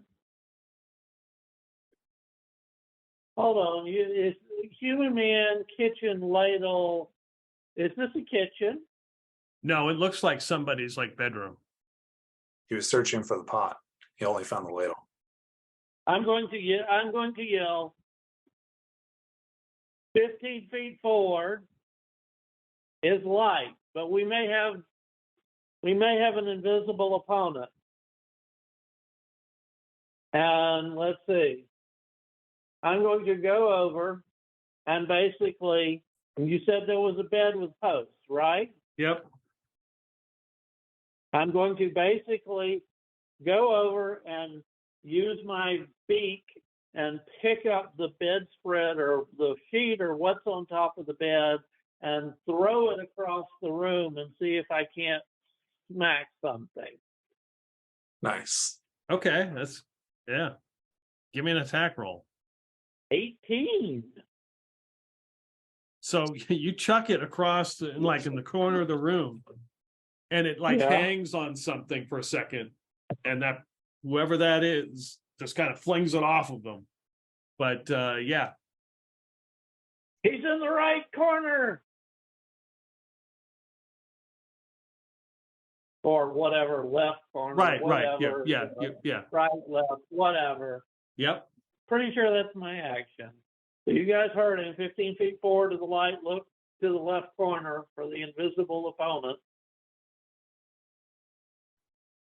Basil's gonna run in that direction. Give me a D6 roll, Basil. 5. Okay, so you managed to get over there. You can get in the room. All right. I heard what Orion was saying. I turned to that corner. Okay, so you get in the room. There's a bed, tapestry. There's some guy, human man, in an apron with a ladle, and he looks panicked. And there's a giant bird in the room. And you look in the corner, and you see where there's a blanket is kind of setting on the ground. Basil's gonna punch the blanket. All right, so you run over there. Give me an attack roll. It's a 12. Give me a D6 roll. A 5. Okay, so you sway the blanket. You sufficiently hit the blanket, but nothing is there. Basil's like, it must be somewhere else. Flintock's going to enter the room, but as soon as he gets into the room, presumably past the darkness, he'll keep his back against a wall. Mm-hmm. And then he's going to shoot the guy with the ladle. Okay, go for it. Well, attempt to. Yeah, that's good. With a 12, does that hit? Yeah. For 5 damage. Okay, I'm gonna roll. I don't know what his hit points are, All right. but I'm gonna roll a D6. He had 3 hit points. You kill him. I mean, he didn't have any more hit points than these common hobgoblins. The arrow goes through his hand that had the ladle. The ladle falls to the ground, and there's enough force in the arrow that it carries through and hits him in the chest, and he falls down. His hand pinned against it. I'm going to try to run into the room, pushing Crispin ahead of me. If I can get into the light. Yeah, you can get into the light. You guys are sufficiently found the door. You can feel around. Yeah. All right. If I follow his instructions, I want to shove Crispin towards that corner and go, get him, he's right in front of you. Oh, great. He's going to hit Basil. Oh, Basil X. What is the modifier for the blind guy hitting the invisible guy? Never mind. Crispin runs into something. He's like, and Basil is right there, punched and looks up, and you see Crispin has run into something like right there. Oh. Is that all I can be able to do? Do I need to wait till the next round? What else do you want to do? Try to attack? No. I have Okay, 2 pouches that I carry with me all the time. okay, One has pouch drops in it. That is not the pouch that I'm going. The okay, other pouch that I'm going for has just dust, dirt, sand in it. okay, yeah. And that is exactly why all my guys have a bag of dust. I don't know if he has time this round or not. He's just gonna grab that pouch and try to fling it around the room. Fling the contents around the room. I don't know if I can do that this round or not. I'll say that you can, just because you were pushing him and you just kind of pushed him and then did that. That'd be, Yeah, he's trying to like fling it in that general area, but Yeah. sort of get it around. And he tells everybody, watch for his footprints. okay. Or the place that the dust doesn't go, et cetera, et cetera. Yeah. Yeah. Pretty good. But now So, I gotta remember to fill this bag up with dust and sand and shit from the beach again. so you see the dust and stuff move, and you watch the footprints go across the bed and try to run past to get out to the door. Oh crap! He's trying to escape. So wait, do we see any mirrors around? No, it would be initiative time. I rolled a 4. So who's up? I can go. Back. I got a +1. Whatever. Okay. No worries. Well, let me know if it's back around to me. I got a 4 +1. You guys Oh, are up. guess what? Apparently, Orion in bird form is fearless as shit because, sure enough, he pivots. I'm going to run forward, and then if I run into something, I'm going to attempt to stab it. Okay. Oh, was this guy running into the darkness? Yep. Oh, okay. Yeah, he's trying to get away. I want you to give me a D6 roll. A 6, Okay, another D6 roll. a 3, And the last D6 roll.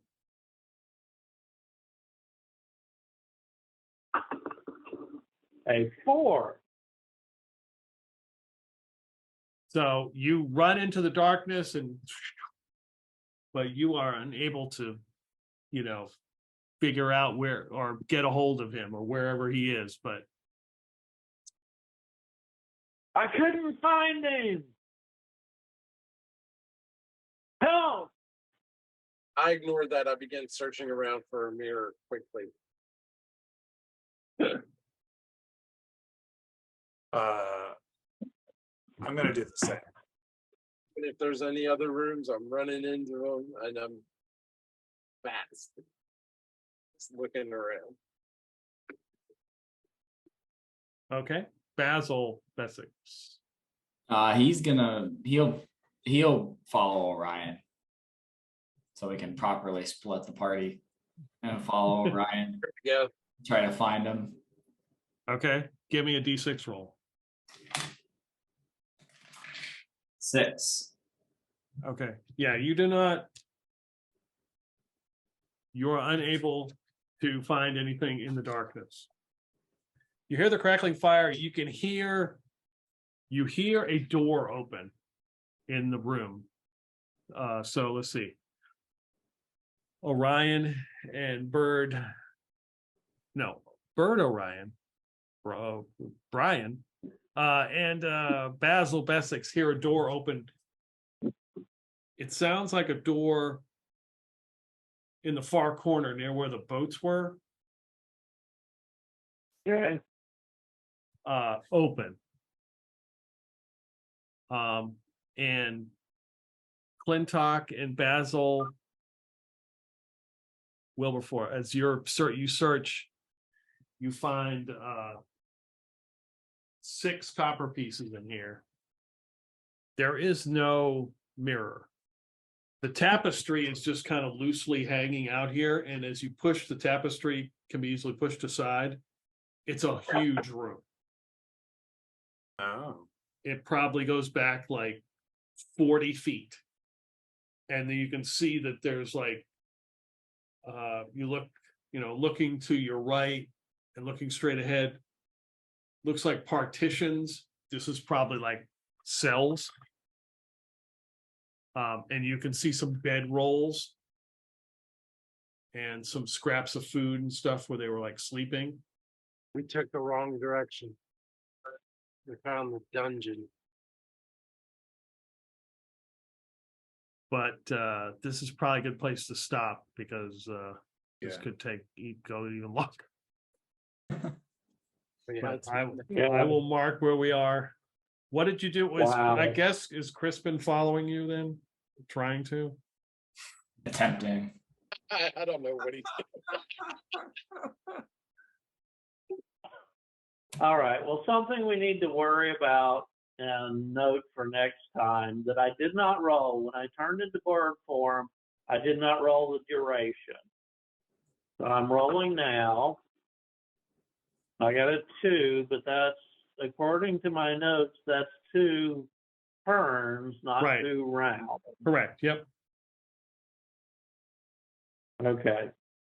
So I've still got a little more time in bird form. That I'm really damn lucky. Maybe I can catch up with the bastard and Goring before he sticks the rest of the damn place on us. Nice. Or I could just walk out into the light and get hit by every archer and crossbowman in the place. But I'll let out it. Whatever. The invisible guy hasn't made any attack yet. It's true. Yeah, I was like, I'm wow, really this is going pretty smooth for them. It's pretty easy. Oh, yeah. Yeah, Crispin had to ruin it for us. All Crispin's fault for sure. What? Because he said, "Wow, this is going great." Oh yeah. And then I was like, "That's about where it ended."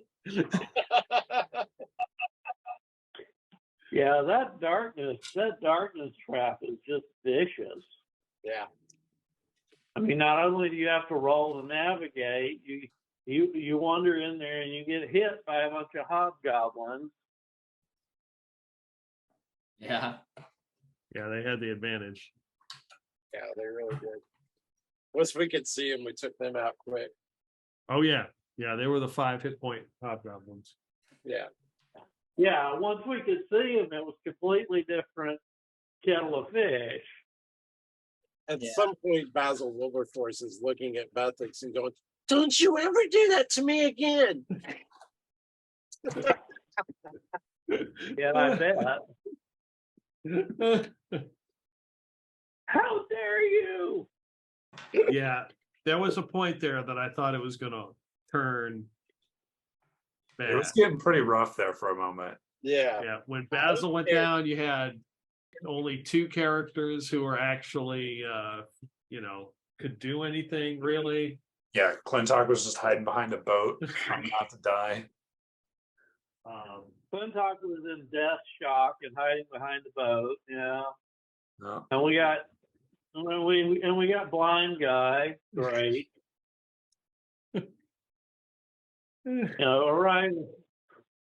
Orion is glad he told him. Orion deliberately told him to use the paste because he wasn't sure about it. Boy, is he glad he did. But boy, is he going to have a hard time explaining this to Ribby. Yeah. Don't worry.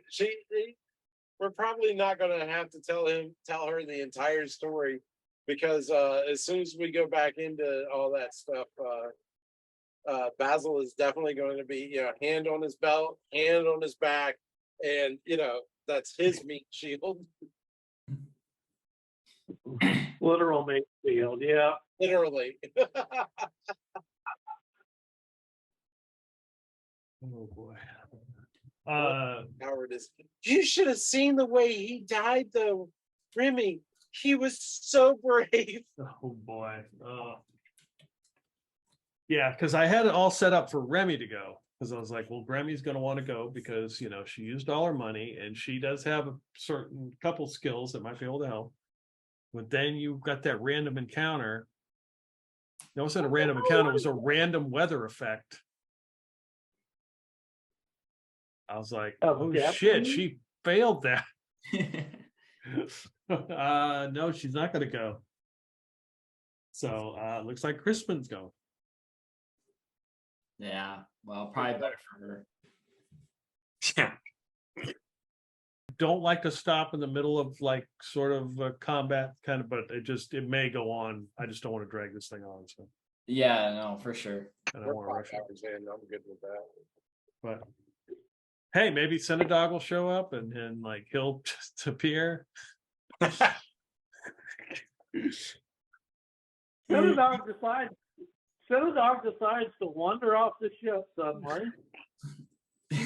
He just makes a grand entrance singing as he comes out of the darkness.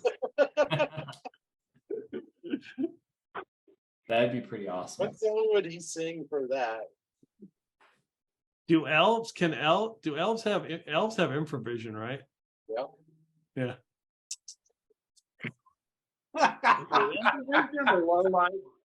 All right, guys, I'm gonna head to bed. All right. I appreciate it, guys. Thank you. Night, everyone. All right, take it easy.